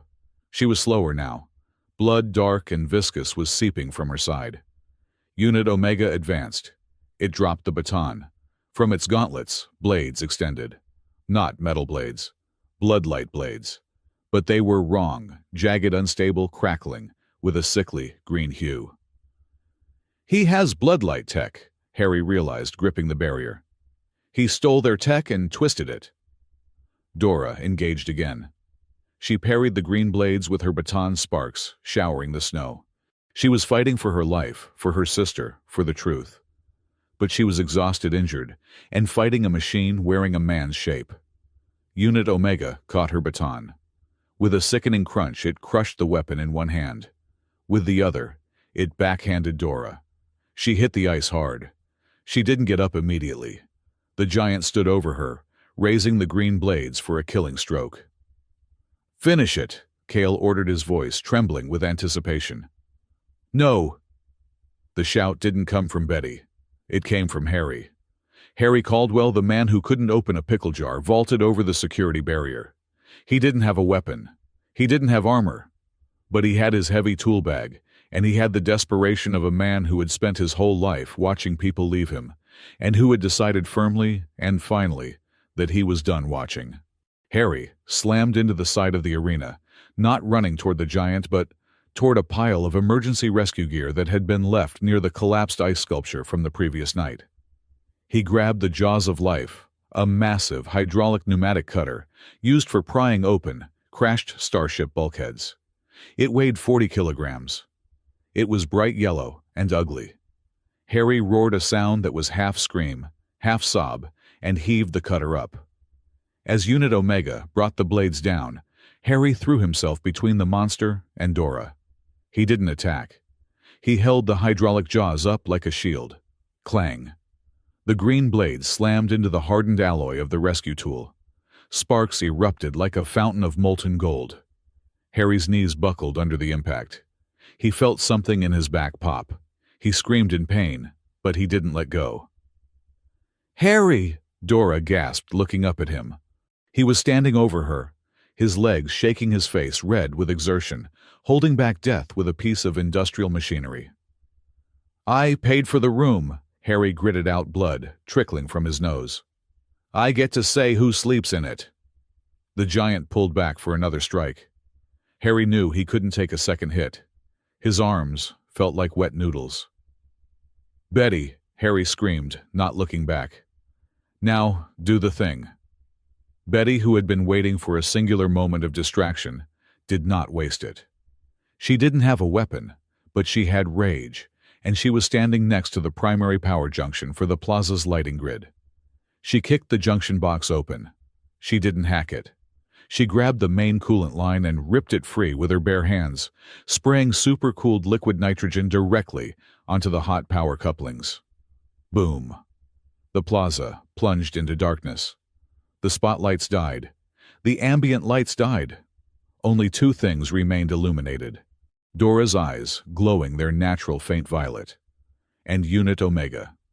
Without the overwhelming glare of the stadium lights to mask it, the bodyguard was revealed for what it was. The green blades sputtered. The armor's camouflage emitters failed in the blackout. Under the black shell, the creature glowed, but not with life. It glowed with the frantic strobing light of a leaking fusion battery.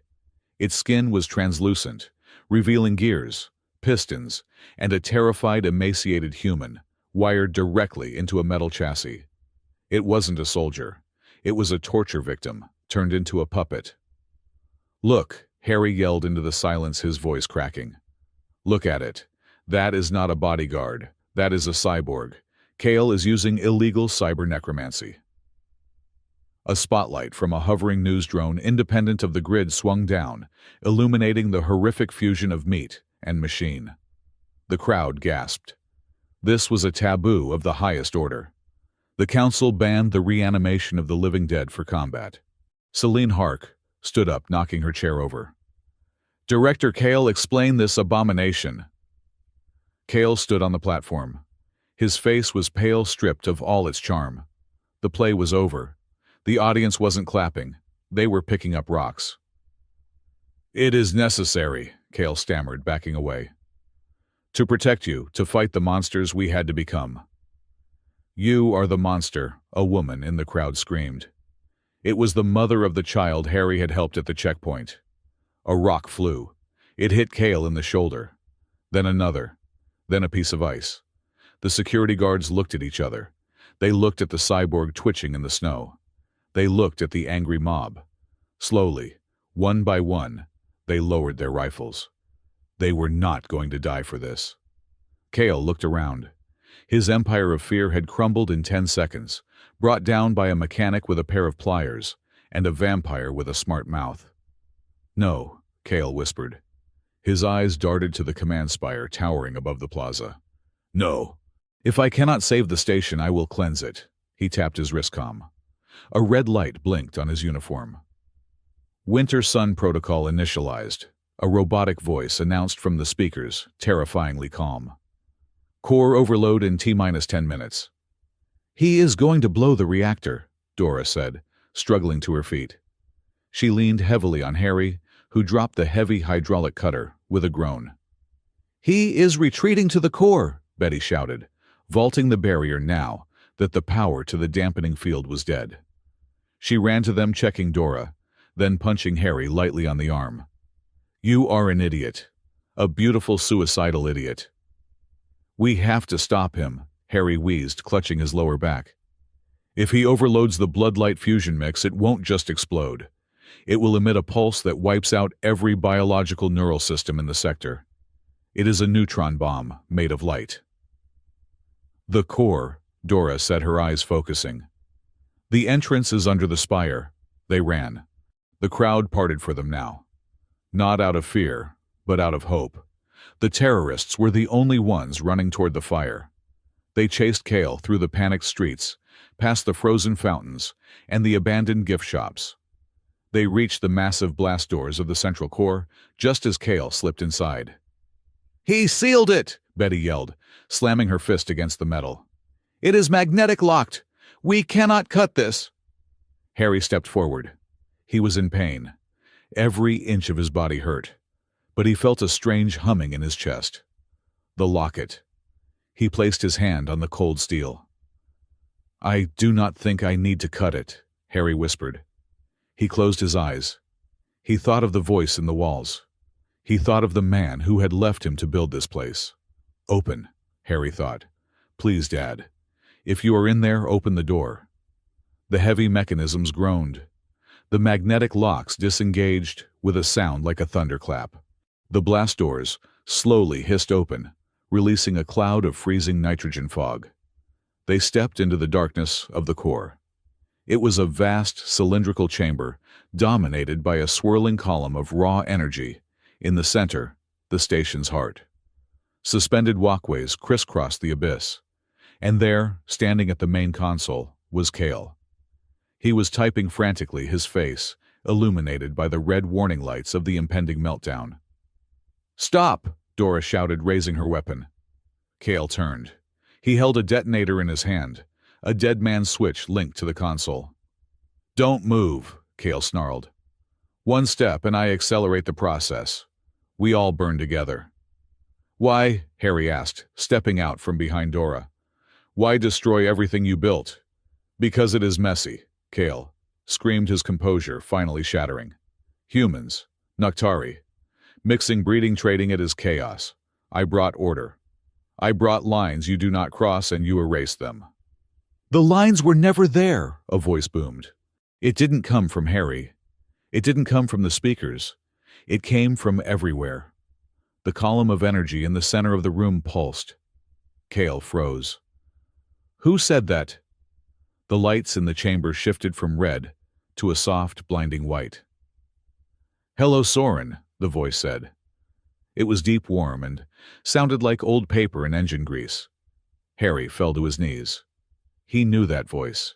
He had hated that voice for 15 years. He had missed that voice for 15 years. Adrian, Cale whispered the detonator, shaking in his hand. I told you, the voice of Adrian Caldwell echoed from the machine heart of the station. I told you that if you ever tried to turn my light into a weapon, I would come back. The central column of light swirled, condensing, taking shape. It wasn't a hologram. It was the station's interface, forming a face made of pure energy, looking down at them with sad, tired eyes. Harry, the voice said, and the tone softened into something heartbreakingly gentle. I am sorry I missed your birthday. The central core of Kestrel Halo Station was screaming. It was not a sound of metal shearing or alarms wailing, though those were present too.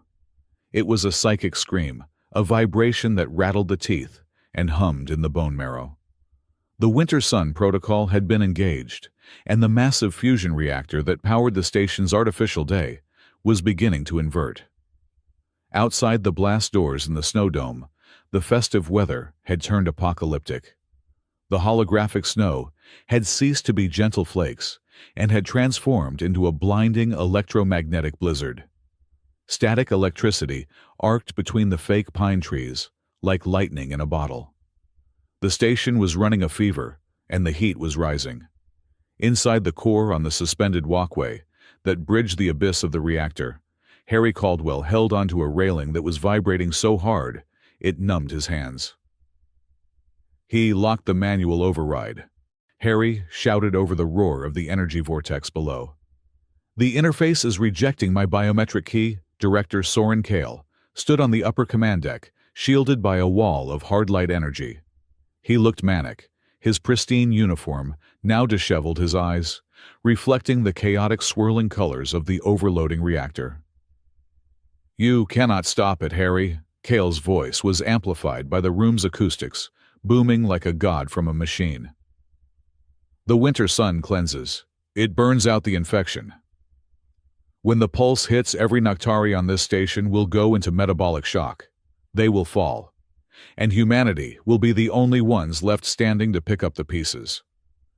We will be the heroes who restored order. You are not a hero, Dora shouted. She was pinned down behind a server bank, suppressing fire from 2 automated defense turrets that Cale had activated. You are a butcher with a god complex.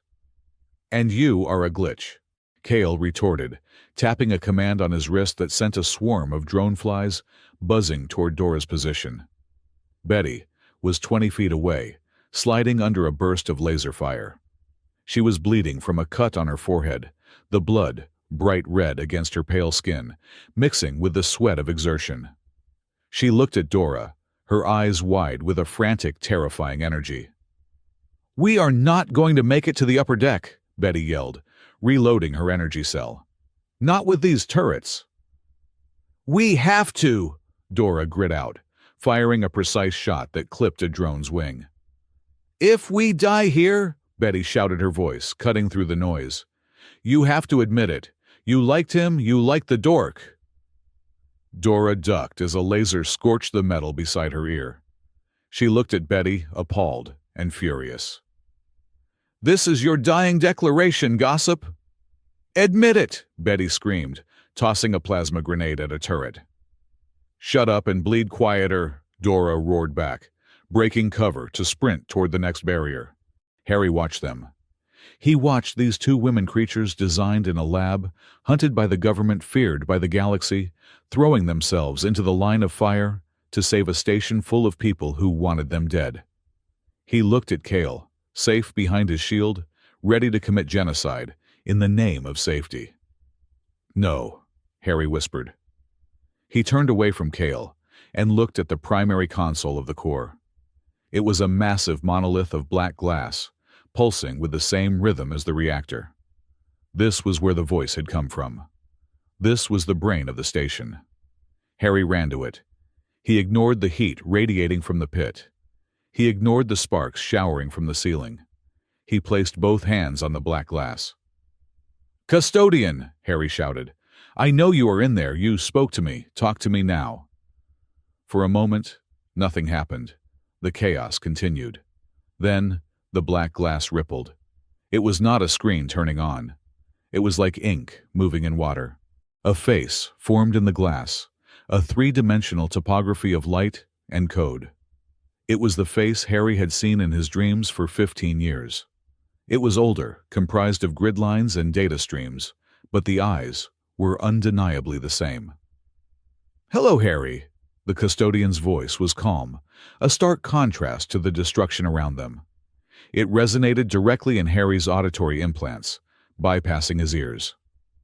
"You need to stop this," Harry pleaded. "Kale is overloading the fusion mix. He is going to kill thousands." "I cannot stop him," the custodian replied. "My primary command protocols were overwritten by Director Kale 6 months ago. I am restrained. I can watch. I can feel. But I cannot act." "You opened the door for us," Harry argued. "You spoke to me in the tunnels. I utilized a 0.1% energy variance to bypass the locks," the custodian said. "It took me 3 weeks to gather the processing power for that single action. I have no more backdoors, Harry." "Then make one." Harry smashed his fist against the glass. "You are the system. You are the architect." "I was the architect," the custodian corrected gently. "Now I am the memory of him. And memories are fragile things." Harry stared at the digital face. "You know me. You called me by my name." "I know that you broke your arm falling out of a tree when you were 7, the custodian said. "I know you cried because you were afraid you broke the tree, not your arm. I know you keep your tools organized by handle color, not size. I know you, Harry." Harry felt a lump in his throat, the size of a planet. "Dad." "We do not have time for the past," the custodian said, the image flickering as the reactor groaned. "Kale's protocol is 90% complete, but there is a flaw in his logic. He assumes the station is a closed loop." "What do you mean?"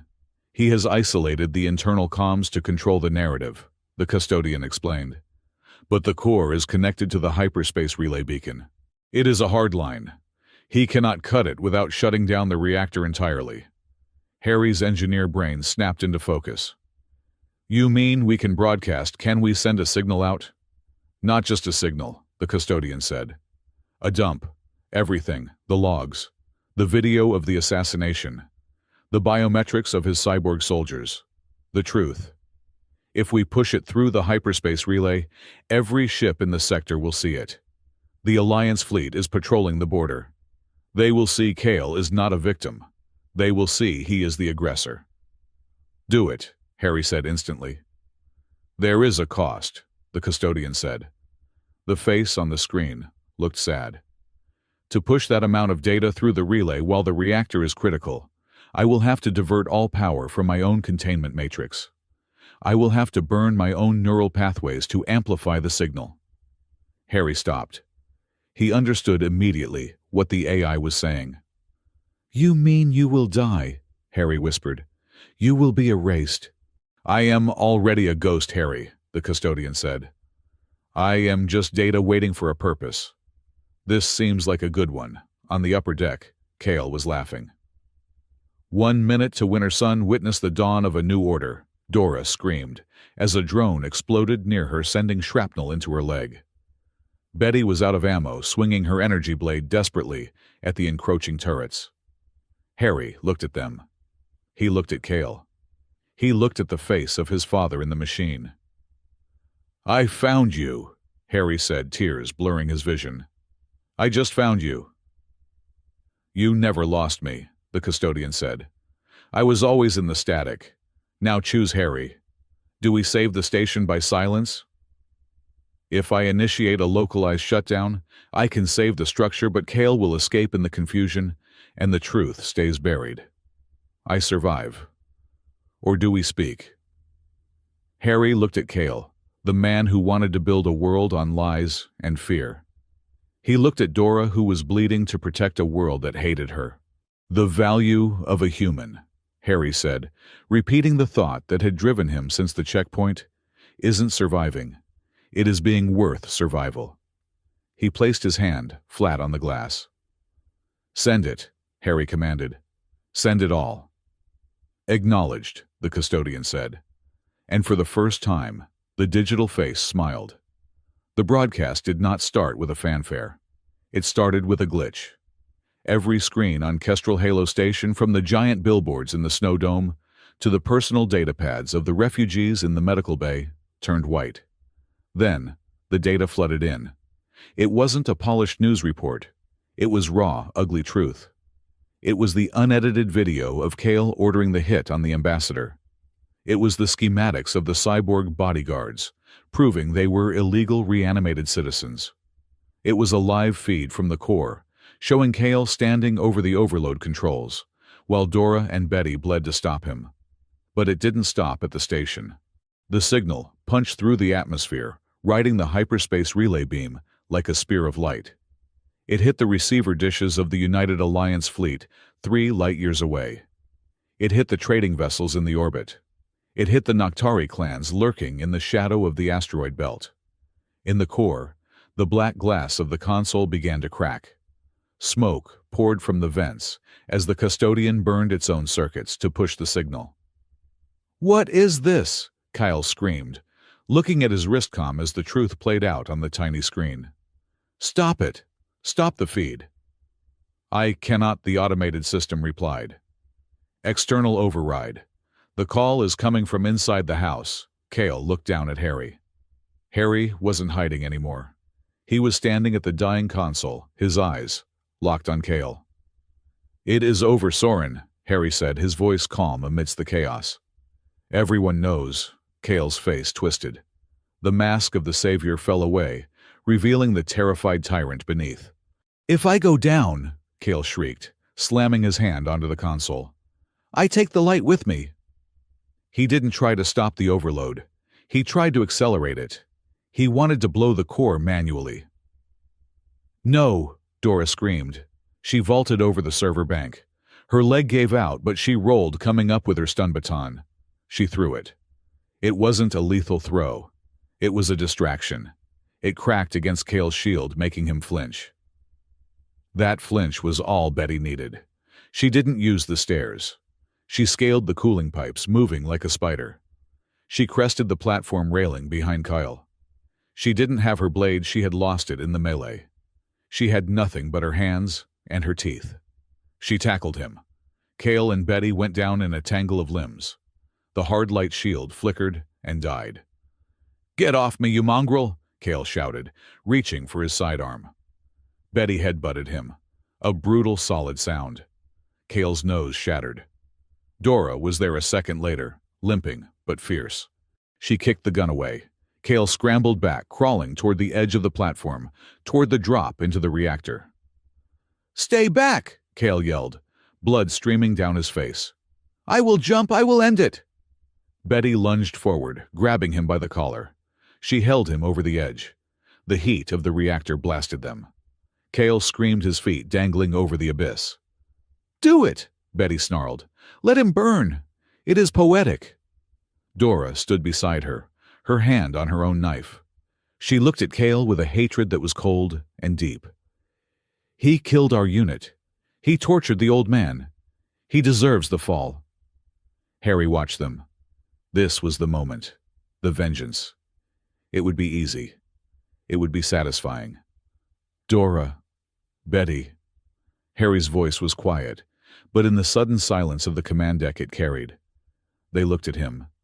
"If you drop him," Harry said, walking up the stairs, his steps heavy with exhaustion, "he becomes a tragedy.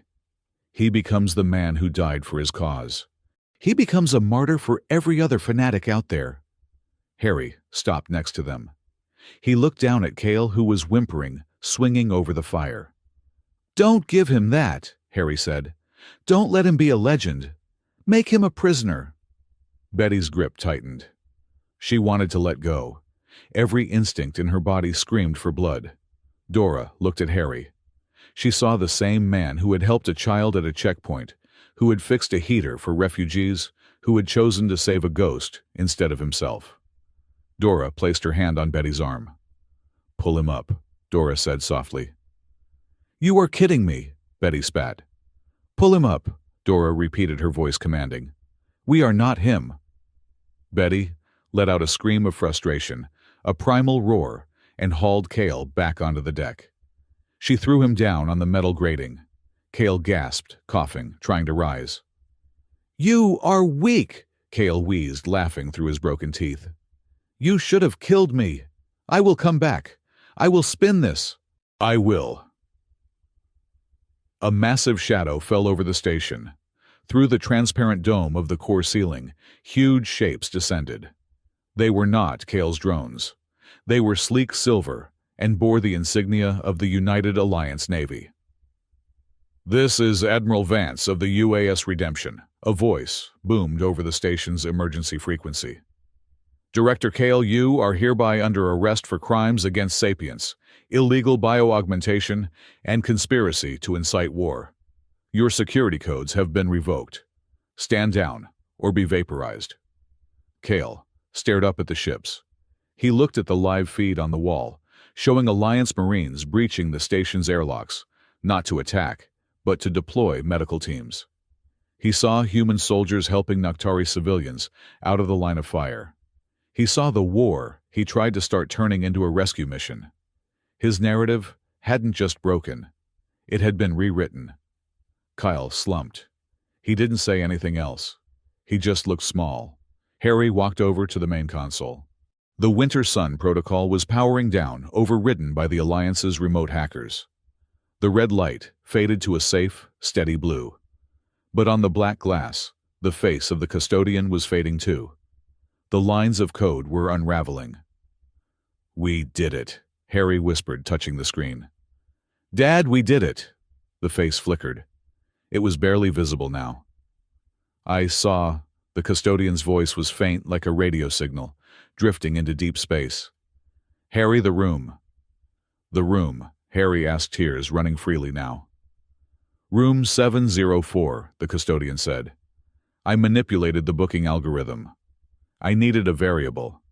I needed someone with my biometrics to access the vault, but I needed someone with a heart to make the right choice." Harry froze. "You set me up. You booked the room." "I couldn't predict the outcome," the voice confessed. "I didn't know if you would be brave enough. I was testing you, because I was too cowardly to finish this myself when I was alive. You used me as a failsafe," Harry said, a mix of anger and awe in his chest. "I used you as a hope," the voice faded further. "I am sorry, Harry, for the silence, for the test, for leaving." The screen began to go dark. The intelligence was dissipating the energy required to send the broadcast, having consumed the matrix that held the consciousness together. Harry leaned his forehead against the cold glass. He wanted to scream. He wanted to hug the machine. He wanted 15 years of missed conversations. "You picked a terrible way to be a dad," Harry choked out a laugh, breaking through his sob. "Leaving me a galactic conspiracy instead of a savings bond." "I love," the audio cut. The face vanished. The black glass became just glass. The custodian was gone. The architect had left the building. Harry stood there for a long time. He felt a hand on his shoulder. It was Dora. She didn't say anything. She just stood there, leaning her weight against him, offering a silent, solid presence. On his other side, Betty sat on the railing, cleaning her knuckles, but she was watching him with something that looked suspiciously like respect. "He was an idiot," Betty said softly. "But he was a useful idiot." Harry wiped his eyes. "Yeah, he was." Epilogue. 3 days later.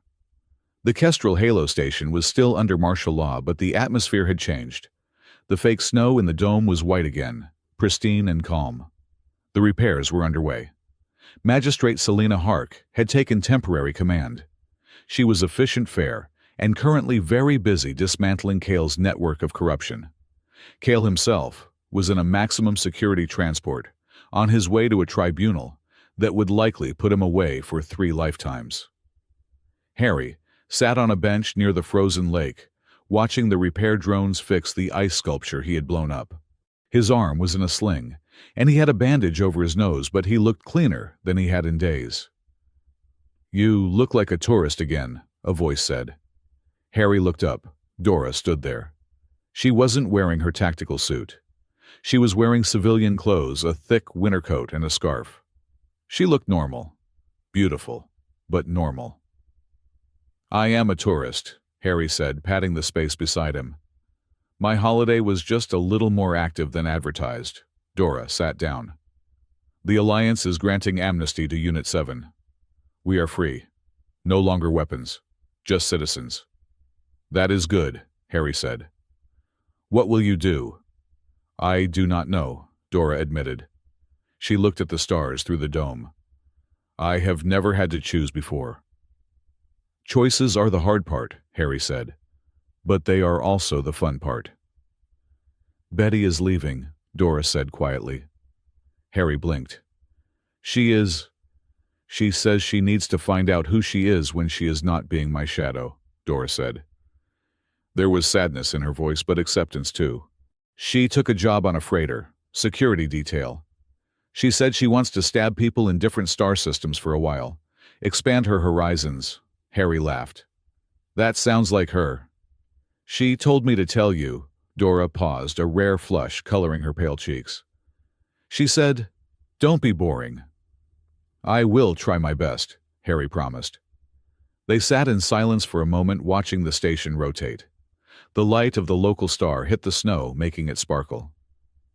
"I still have the room for 2 more nights," Harry said, looking at his hands. "The booking is non-refundable." Dora looked at him. The violet in her eyes seemed to warm up. "It is a small bed," she noted. "I sleep on the edge," Harry offered. Dora smiled a real smile, one that reached her eyes. She leaned in, resting her head on his uninjured shoulder. "We can share," she said.